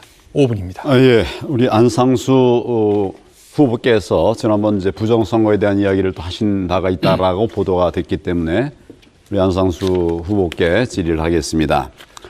선거 조작은 여론 조작으로부터 시작이 됩니다. 저는 당 후보 경선을 중앙선관위가 아닌 우리 당 선관위에서 주관해야 한다고 생각합니다. 원래 사전투표용지에는 법적으로 바코드를 찍게 되어 있습니다. 그런데 4.15 총선에서는 법을 어겨가면서 QR코드를 찍었습니다. 그 왜일까요? 여러 번 우리가 식당에 가셔도 다 경험하겠지만 코로나 예방을 위해서 핸드폰으로 QR코드를 찍습니다. 다시 말해서 QR코드는 찍는 순간에 그 사람이 누군지를 판별하는 그런 기능이 있는 겁니다. 그런데 전자개표기는 표가 1번으로 가야 할지 또 2번으로 가야 할지 이것을 이제 분별해야 되기 때문에 기계 내부에 먼저 스캔을 하는 기능을 갖고 있게 됩니다. 그러니까 QR코드로 누군지 판별이 된 상황이 되는 거죠. 그런 상황에서 그가 누구를 찍었는지 어떤 정보가 스캔돼서 중앙선관위 빅데이터에 들어가게 되는지 하는 이 점에 관해서 제가 말씀을 드리는데 기능상 그렇게 되게 돼 있다는 것이죠. 그래서 스캔하는 순간 그 정보가 중앙선관위원회에 빅데이터로 들어가게 그렇게 되어 있습니다. 그것을 위해서 법을 어겨가면서까지 바코드 대신 QR코드를 사전 투표용지에 찍어 놓은 것으로 이렇게 보여집니다. 이런 과정을 통해서 빅데이터를 가지고 있는 중앙선관위는 하고자만 하면 얼마든지 자신들이 입맛에 맞는 후보를 조작해낼 수 있는 것입니다. 자, 황교안 후보님 질문을 해주셔야 됩니다. 네, 조만간 하겠습니다. 네. 그런 중앙선관위원회에 우리 당 대통령 후보 경선을 맡기면 되겠습니까? 그래서 제가 계속 안 된다는 말씀을 드리고 있는 것입니다. 아울러서 여론 조작에 앞서서 언론의 편파적인 보도가 여론 조작의 도구로 사용될 수 있다는 점도 무겁게 말씀을 드립니다. 이것은 굉장히 심각한 문제고 또 중요한 문제이기 때문에 경험이 많으신 우리 안상수 후보님께 여쭤보는 것입니다. 우리 당 대선 후보 경선은 중앙선관위가 아니라 우리 당 선관위가 해야 된다라고 제가 얘기하고 있는데 우리 안상수 대표께서는 이 의견에 관해서 어떤 생각이신지 한번 의견을 듣고 싶습니다. 우선 저는 지난 4.15 선거 직후에 우리 당의 민경욱 의원이 그 부정선거에 관한 설명을 듣고 일리가 있다고 생각을 해서 제가 인천시당 위원장으로서 민경욱 의원이 부정선거에 관한 투쟁을 하는 것에 대해서 적극 성원을 했다는 말씀을 드리고, 이 점에 대해서 우리 국민 여러분들께서도 많은 의구심과 또 미래에 대한 걱정으로 함께 하고 있다는 것을 알고 있습니다. 우리 황교안 전 대표께서도 사실은 가장 바람직한 것은 당시에 그 당에다가 그런 위원회 같은 것을 만들어 주셔서 그것을 신고받고 조사한 것을 사법당국에 시간이 좀 많이 가니까 하고 뭐 이렇게 했으면 중앙선관위, 당선관위 예, 어디에 맡기는 것이 맞겠는지에 저는 대해서 의견을 묻습니다. 당선관위에서 직접 해야 된다고 생각하는 사람 중에. 예, 감사합니다. 네네. 우리 최재형 후보께 묻겠습니다. 우리나라의 저출산 문제는 심각합니다. 청년들이 아이를 낳는 것을 두려워합니다. 저는 그래서 첫째 나면 30만 원 지금 주고 있지만 100만 원, 200만 원, 350만 원까지 주는 이런 넷째 아이까지 월 350만 원까지 주는 이런 시스템을 이야기를 하고 있습니다. 지금 우리 오랫동안 지금 우리가 3차에 걸쳐서 저출산 극복 대책을 마련해 가고 있는데 해결책이 나오지 않고 있습니다. 이 문제에 관해서 우리 최재형 후보께서는 저출산 극복 대안이 있으신지 의견을 듣고 싶습니다. 네, 지난 15년 동안 한 380조 정도의 저출산 예산을 투입했습니다. 그런데 출산율은 0.84로 많이 떨어졌죠. 결국은 그게 효율적인 예산 집행이 안 됐다는 얘기인데요. 저는 일단 자녀를 가지고 싶어하는 사람들에 대한 지원을 늘려야 된다고 생각합니다. 특히 이제 난임 시술이라든지 이런 또는 유전 기형아 검사라든지 이런 조금만 지원해 주면은 시간이 다 됐기 의사가 때문에 있는. 저 말씀 중입니다만 여기서 좀 답변을 든 걸 좀 중단을 해야 되겠네요. 혹시 더 추가로 말씀하실 기회가 있으면은 주도권 토론 시간 때 그걸 좀 활용해 주셨으면 좋겠습니다. 자, 다음은 윤석열 후보입니다. 5분 드리겠습니다. 네. 먼저 우리 유승민 후보님께 정책에 대해서 하나 간략히 좀 물어보겠습니다. 지금 그 일자리를 이어주기 위한 그 육아휴직과 관련해 가지고 저는 6개월씩 부부간에 늘려서 합계 3년, 부부 3년을 이제 공약을 했는데 우리 유 후보께서는 부부간에 각각 3년에서 이제 합계 6년의 그 공약을 하셨습니다. 그런데 이제 이걸 좀 보면은 중소기업에서 이거를 제대로 쓰지 못하는 게 현실이고 또 여성의 중소기업 그 재직 비율이 여성 근로자 87%입니다. 그런데 이게 과연 대체 인력 3년간 대체 인력 조성이 가능하냐? 그리고 결국 이게 연구 결과에 의하더라도 1년 6월이 넘어가면 결국은 경력 단절이 오기 때문에 3년간 이렇게 하기 어렵다는 것이 현실이고요.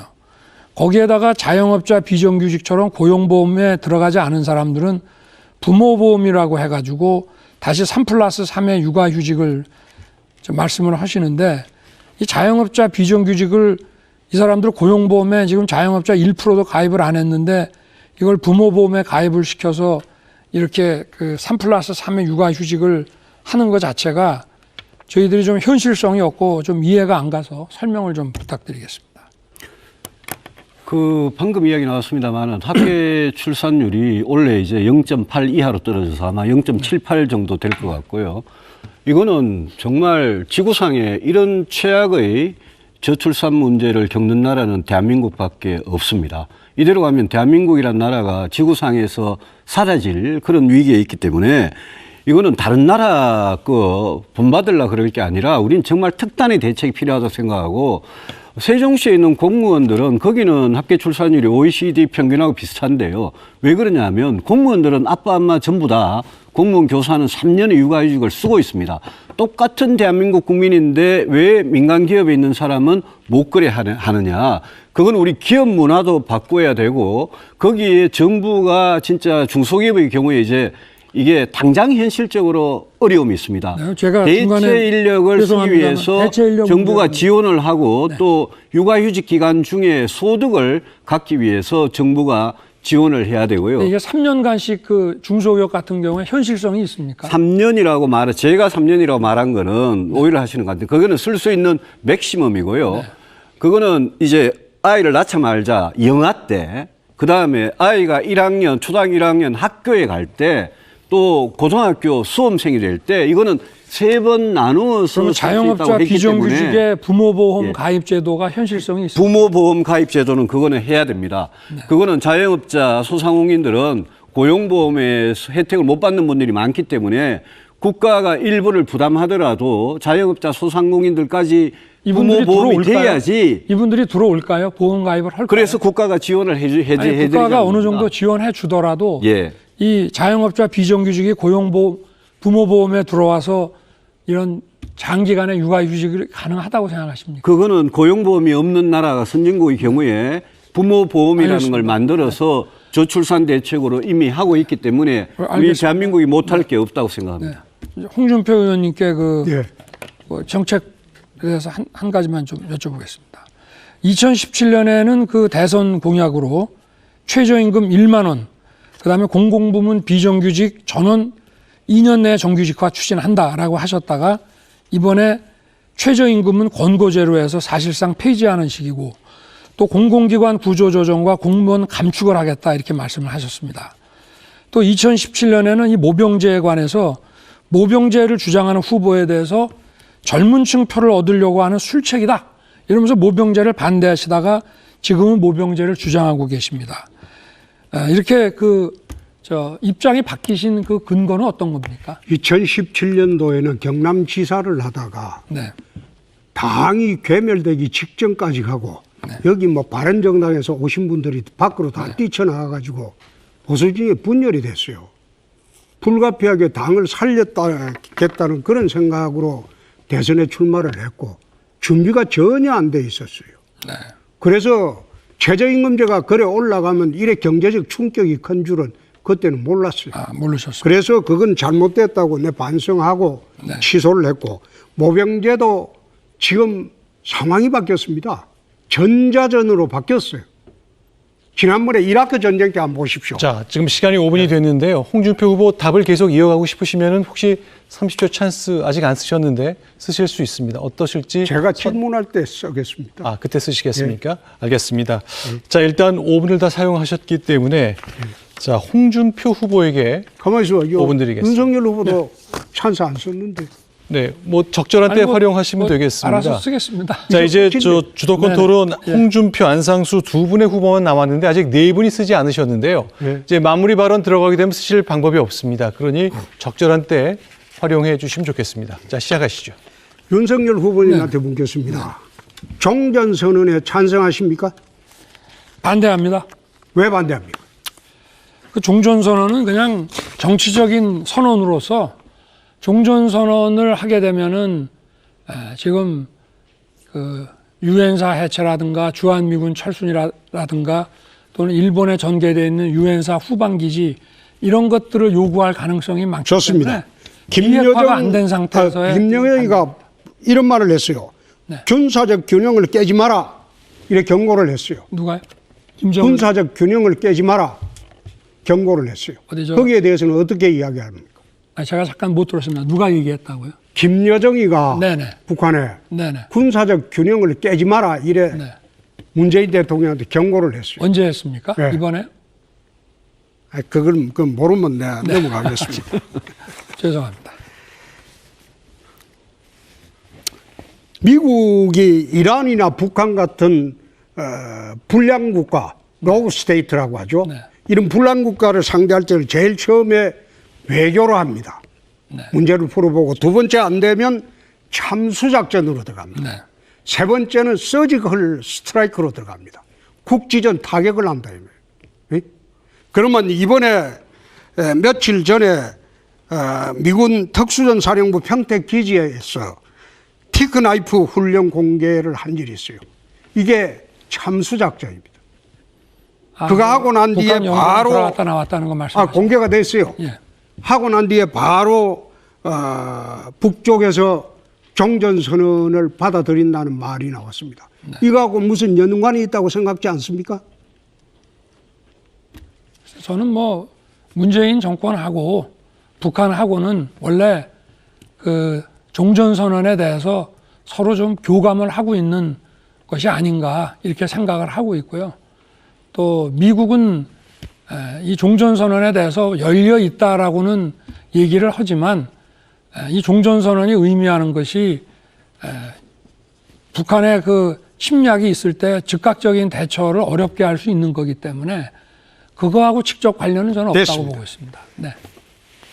얼마 전에 이란의 술레이마니 장군이 네. 드론으로 참수작전 하는 거 봤죠? 그렇습니다. 네? 마찬가지입니다. 네. 미국이 외교로 못 풀면 그 다음에 참수작전 들어갑니다. 네. 그리고 세 번째는 서지컬 스트라이크로 들어갑니다. 북한에 한 100여 개 있어요. 네. 이게 2017년도 CIA 갔을 때 제가 미국 가서 CIA한테 받은 보고입니다. 랭글리 가서. 그래서 이게 이런 상황이 벌어지지 말아야 되거든요. 94년도 클린턴이 북폭을 하려고 했을 때 영변 YS가 막았어요. 그런데 YS가 그때 안 막았으면 어떻게 됐을까요? 북핵이 발전됐겠어요? 북핵을 만들지 못했겠죠. 그만큼 대통령의 자리라는 것은 순간적인 결심, 판단이 나라의 미래를 좌우합니다. 그래서 그런 측면에서 좀 더 신중하게 대통령 되시려면 공부를 좀 더 하셔야 되겠습니다. 그리고 오늘 순간을 준비하려면 예. 많이 준비를 해야 되겠죠. 예, 네. 오늘 민주당 어느 여론조사에서 민주당에서 가장 만만한 사람이 누구냐? 압도적으로 윤석열 후보입니다. 거기에 대해서 어떻게 생각하세요? 그건 뭐 제가 거기에 대해서 논평은 안 하겠습니다. 그거 갖고 많이 홍보를 하시는 모양인데 그거는 뭐 우리 홍 후보께서 알아서 쓰십시오. 네, 저는 그렇게 생각하지 않습니다. 알겠습니다. 예. 그렇게 만만하면 뭐 저를 가지고 이렇게 공격을 하겠습니까? 네. 네. 자, 찬스 좀 쓰겠습니다. 자, 현재 40초가 남은 가운데 30초를 추가하시는 거니까 1분 10초 시간이 있으신데요. 요 다 하고 쓰겠습니다. 네. 자, 유승민 후보 아까 좀 코로나 이후의 중상층 보건 대책에 대해서 좀 시간을 갖고 말씀해 주시죠. 예, 전문가시니까. 그 중산층 서민들 중에도 저는 자영업자, 소상공인이 제일 힘들다고 생각합니다. 중소기업도 그렇죠. 그렇죠. 그런데 문재인 정부가 제일 잘못하고 있는 거는 뭐 80%니 88%니 전 국민이니 이렇게 돈을 안 받아도 될 사람들한테까지 재난지원금을 드리고 거기 이재명 후보는 요번에 경기도 1,300만 명 중에 25만 원씩 못 받은 253만 명한테 자기 돈 또 다 주겠다는 거 아닙니까? 저는 이런 정책을 진짜 중단하고 거기에서 재원을 마련해서 진짜 어려운 자영업자, 소상공인, 중소기업 도와드려야 되고 그러고는 제가 아까 이제 공정소득이라는 거 최재형 후보님 물으실 때 저는 사각지대에 없는 그런 현금성 복지는 진짜 어려운 분들을 위해서는 해야 된다는 생각입니다. 빈곤선 이하로 떨어진 그런 분들이 코로나 이후에는 너무 많이 생길 거기 때문에 그 대책을 제가 말씀을 드립니다. 내년 자, 3월이 되면 후보님, 자, 여태 시간이 대출 됐기 나간 때문에 게 다시 정리하겠습니다. 제가 지금 이제 아니요. 3주 쓰겠습니다. 아니요. 저 5분간 주도권 토론을 하셨고 30초를 사용하셔서 저희가 30초를 더 드렸는데 대부분 이제 유승민 후보의 답변을 들으셨습니다. 그래서 아마 저 그걸 잘 기억을 못 하셨던 것 같은데 제가 제가 진행자로서 쓴 겁니까? 좀 양해를 해주신다면 직권으로 15초 정도 시간을 드릴 테니까 좀 시간은 짧지만 압축적으로 좀 마무리를 해주시죠. 예. 자, 15초 쓰시겠습니까? 예. 네. 내년 3월이면 이게 전부 그 대출 기간이 만료가 되거든요. 예.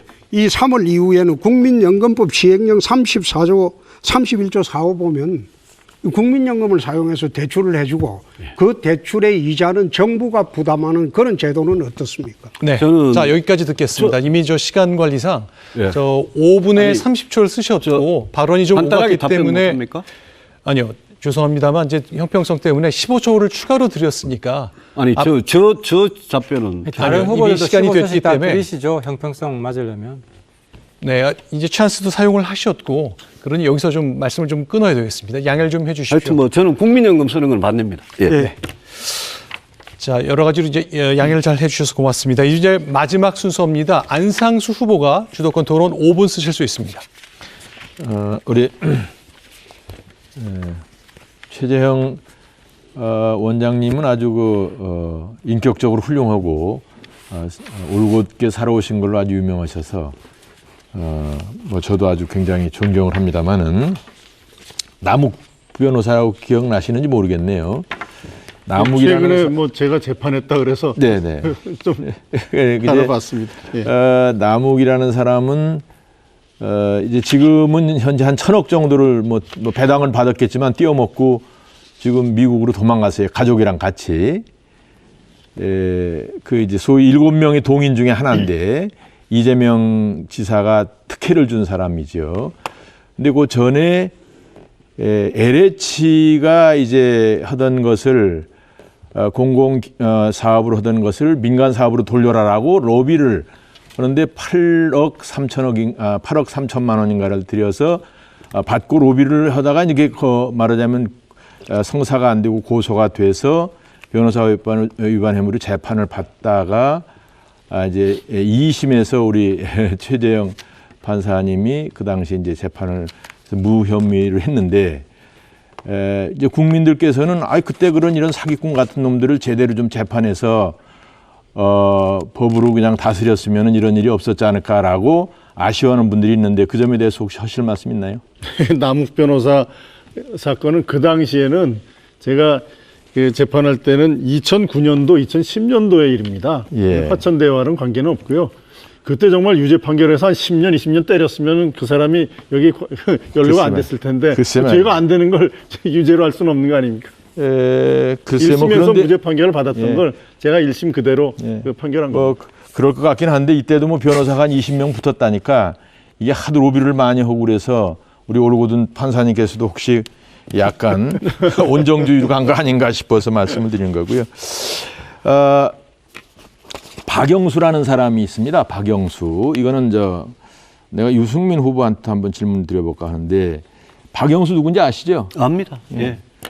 그 국정농단 그 특검이죠. 재판 특검한 사람인데 이 사람이 또 이제 화천대유에 관련이 돼 있어요. 예. 고문으로 해서 뭐 이 사람도 뭐 연간 2억 정도씩 받았다는데 그 지금 딸이 또 현재 근무 중이랍니다. 예. 이제 모 씨 아들은 지금 50억이나 받아가지고 있는데 그런데 이 박영수가 또 요 최근에 뭐 오징어배 뭐 사기 치는 데 가서 또 거기 같이 무슨 작당이 돼가지고 뭘 선물도 받고 그래서 지금 재판 받고 있다고 그래요. 그러니까 이게 천하의 그러니까 이게 무슨 시궁창에서 밥을 주워 먹는 쥐새끼 같은 사람인데 이 사람이 우리 박근혜 대통령을 아까 이제 말씀 서로 한 대로 45년 이 선고 그러니까 구형을 하는데 주도적인 역할을 했단 말이죠. 네. 그래서 좀 그 박근혜 대통령을 사랑하는 사람 중에서는 야 이건 뭐 범죄자가 결국은 우리 대통령을 이렇게 구속 수사하고 45년 구형을 한 거 아니냐 이런 비판이 있던데 이 점에 대해서 어떻게 생각하세요? 제가 이번에 박영수 특검이 화천대유 사건에 이 게이트에 연루된 걸 보니까 이 자리에 우리 뭐 검사님 출신, 판사님 출신 죄송합니다만은 우리나라 판검사들이 이렇게 더럽게 썩었나? 이거는 정말 청소를 해야 되겠다 싶은 생각이 들고 안 후보님께서 질문하신 그 박근혜 대통령 45년 구형 그거야 뭐 핵심적인 역할을 하신 분이 저기 윤석열 후보님 아닙니까? 그 수사팀장이셨으니까. 잠깐만요. 예. 거기까지 이제 하시고. 예. 거기까지 말씀하시죠. 지금 말씀하시는 가운데 이제 윤석열 후보께서 네. 30초 찬스를 드셨는데 그 말씀을 계속 하시려면 하시고 그 아니, 사이에 말씀 듣겠다고 양해를 들어보고 하시면 나가려고. 듣겠습니다. 30초입니다. 저도 이 자리가 선거를 위한 공방인 것도 좋습니다. 그리고 화천대유라는 초유의 일에 대해서 하시는 것도 좋은데 일반적으로 판검사를 지칭해서 그렇게 말씀을 하시면 정말 묵묵하게 정말 자기를 희생해 가면서 법과 원칙을 지켜나가는 사람들에게 하실 말씀이 아니고 또 유승민 후보님도 부친과 형님이 다 법관 출신 변호사 아니십니까?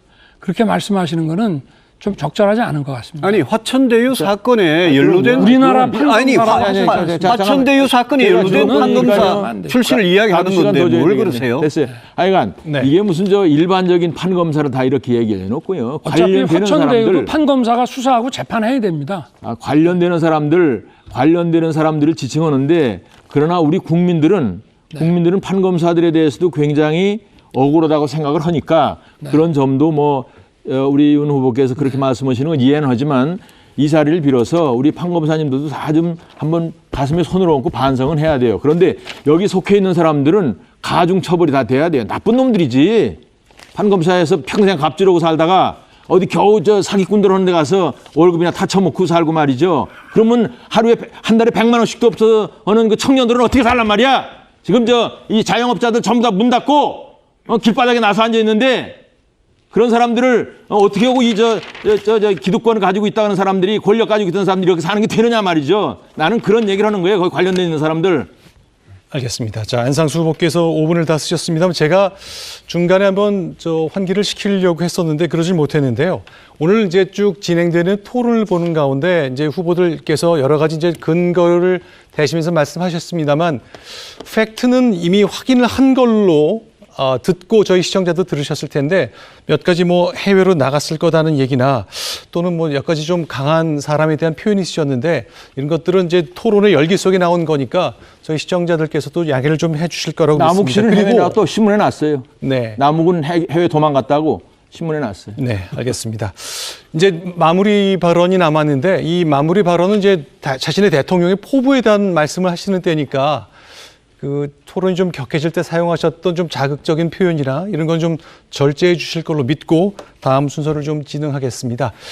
자, 50초간 마무리 발언을 듣겠습니다. 저희가 사전에 나의 대통령의 포부에 대한 주제로 이제 마무리 말씀을 들으면서 사진이나 아니면은 이제 소품 같은 자신의 말씀을 이제 강하게 뒷받침할 물건을 좀 준비해 주십사 말씀을 드렸는데요. 지금부터 그 시간에 말씀을 좀 들어보겠습니다. 자, 시작은 유승민 후보부터죠. 50초 마무리 말씀 듣겠습니다. 예, 저는 30년 전 KDI에서 일할 때 KDI 야구팀에서 우리 공식 시합이 있었는데 제가 홈런 친 야구볼을 들고 왔습니다. 제가 역전 투런 홈런을 친 공입니다.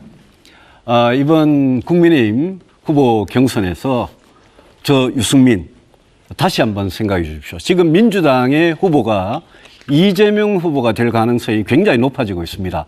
그러면 결국 우리 후보가 뽑히고 나서 4달 사이라는 이 기간 동안 이재명과 붙어서 가장 확실하게 이길 후보가 누구냐. 저 국민 여러분, 저 감히 유승민이 이재명 후보 박살낼 수 있는 후보라고 자신합니다. 정권교체 진정 원하신다면 유승민 다시 한번 생각해 주시기 부탁드립니다. 감사합니다.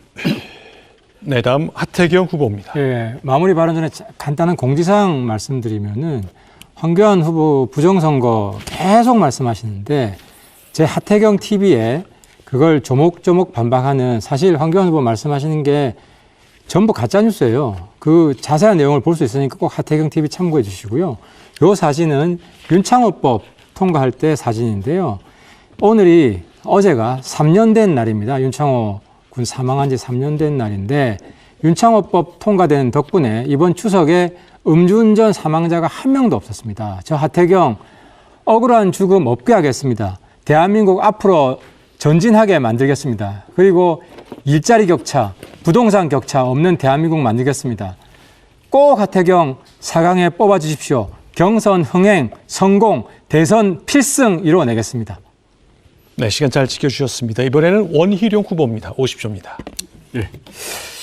이 사진은 저희 지금 살고 있는 동네의 한 가게의 사진입니다만은 원룸의 보증금을 빼서 직원들 월급을 주고 세상을 등진 마포의 자영업자 추모 사진입니다. 지금 코로나 와중에 소상공인 자영업자들이 하루하루 죽어가고 있습니다. 그런데 똑같은 우리 대한민국 세상에서 몇 천만 원 넣고 몇백억, 일확천금 부동산 비리 진동하고 있습니다. 부동산 부패와의 전쟁으로 이 분노한 민심 그리고 절망에 찬 우리 젊은 세대의 분노를 달래줘야 되는데요. 저 원희룡이 제가 그동안 살아온 양심과 쌓아온 행정 경험과 정치력으로 우리 행동하는 민심의 대변자가 되겠습니다. 여러분 많이 도와주시기 바랍니다. 네, 이번에는 황교안 후보입니다. 예, 좀 전에 우리 하태경 의원이 마무리 발언을 통해서 정말 가짜 뉴스를 전했습니다. 제가 이야기한 것 틀린 거 하나도 없습니다. 제가 그 사이사이에 틀린 거 있으면 물어라 그랬더니 거짓말하는 선관위 가서 물어가지고 그걸 진실이라고 얘기하고 있어요. 좀 되돌아보시기 바랍니다. 저는 오늘 이 거북선을 가지고 나왔습니다. 뭐 잘 아시다시피 이순신 장군께서 사즉생을 말씀하신 바로 그 거북선입니다. 저는 이 거북선을 제 책상 머리에 놓고 늘 성찰의 삶을 살고 있는데 정말 대한민국 위기에 처해 있습니다. 꼭 되살려 내겠습니다. 네, 시간 잘 맞추셨습니다. 이번에는 윤석열 후보 마무리 발언 해주시죠. 저는 수저를 들고 나왔습니다. 정치는 국민을 잘 먹고 살게 하는 것입니다. 저는 진흙탕 정치가 아니고 이런 실사구시의 정치를 하겠습니다. 그리고 현재만이 아니라 미래 먹거리도 잘 준비하겠습니다.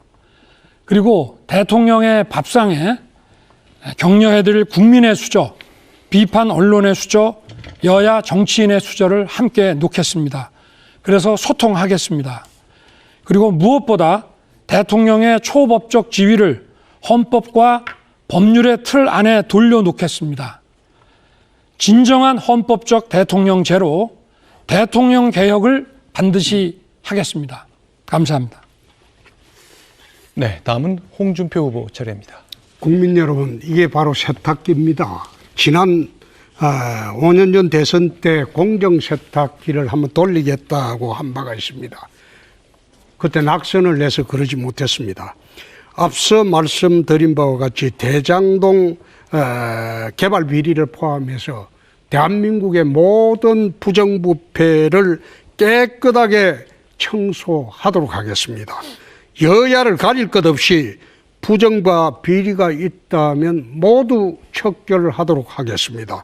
1년간 부패의 전쟁을 선포해서 이 땅에 정의를 세우고 선진국 시대를 열어가겠습니다. 홍준표가 대통령이 되어서 반드시 이걸 실현하도록 하겠습니다. 감사합니다.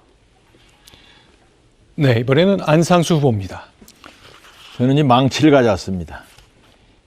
국민들 가슴에 박혀있는 대못을 빼고 이런 대장동 같은 데 있는 이재명 일당 그리고 기득층들 싹 쓸어버리고 이 망치로 좀 혼을 내려고 가지고 나왔습니다. 본인이나 자식들이 대장동 사건에 관여된 것에 대해서 우리 당에도 그런 분이 있는 것에 대해서 사과를 대신 드립니다. 저는 26년 정치 생활 중에 8년간 인천광역시장을 했고 3선 국회의원으로서 많은 업적을 가지고 있습니다. 그러나 저는 깨끗하게 살아왔습니다. 그동안에도 많은 조사도 받고 이랬습니다만 저는 아무런 일이 없이 지금까지 이 자리에 서서 국민들한테 봉사하고 있습니다. 저는 가지고 있던 집도 대학에 장학금으로 기증을 했고 사고 치는 자식도 없습니다. 오로지 우리 청년들이 저희 자식입니다. 그래서 우리나라를 위해서 이재명 일당을 제가 반드시 퇴출시키겠습니다. 네, 맞습니다. 자, 이제 마무리 발언 마지막 순서죠. 최재형 후보의 말씀 듣겠습니다. 네, 조선시대 선비의 칼입니다. 대통령의 한마디에 공정한 절차가 무너져갈 때, 법과 원칙이 무너져갈 때 저는 살아있는 권력에 칼을 댔습니다. 무엇보다도 오직 대한민국과 국민을 위해서였습니다. 이순신 장군의 칼은 나라와 국민을 구하는 칼이었습니다. 그러나 그 칼이 강도의 손에 쥐어지면 그것은 국민의 생명과 재산을 빼앗는 칼이 됩니다. 권력을 사유화할 때 국민의 재산을 약탈하는 화천대유와 같은 일이 일어납니다. 권력이라는 칼은 그 칼을 오직 국민을 위해서 쓰고자 하는 사람에게 주어져야 합니다. 저 최재형이 반드시 해내겠습니다. 감사합니다. 네, 시간 잘 지켜주셨습니다. 자, 이제 8분의 마무리 발언까지 들어왔습니다. 지금까지 2시간 가까이 진행한 국민의힘 경선 토론 이제 마칠 때가 됐는데요. 저는 1분 후에 다시 돌아오겠습니다. 네, 20대 대통령 선거 국민의힘 경선 후보 토론을 여기서 마치겠습니다. 이 자리에 계신 8명의 후보 가운데 4명은 다음 달 8일 본 경선에 오르게 되죠. 오늘의 토론회가 여러분들의 후보 선택에 도움이 되셨기를 바라겠습니다. 긴 시간 시청해 주셔서 대단히 고맙습니다. 후보 8분 역시 모두 수고하셨습니다. 고맙습니다.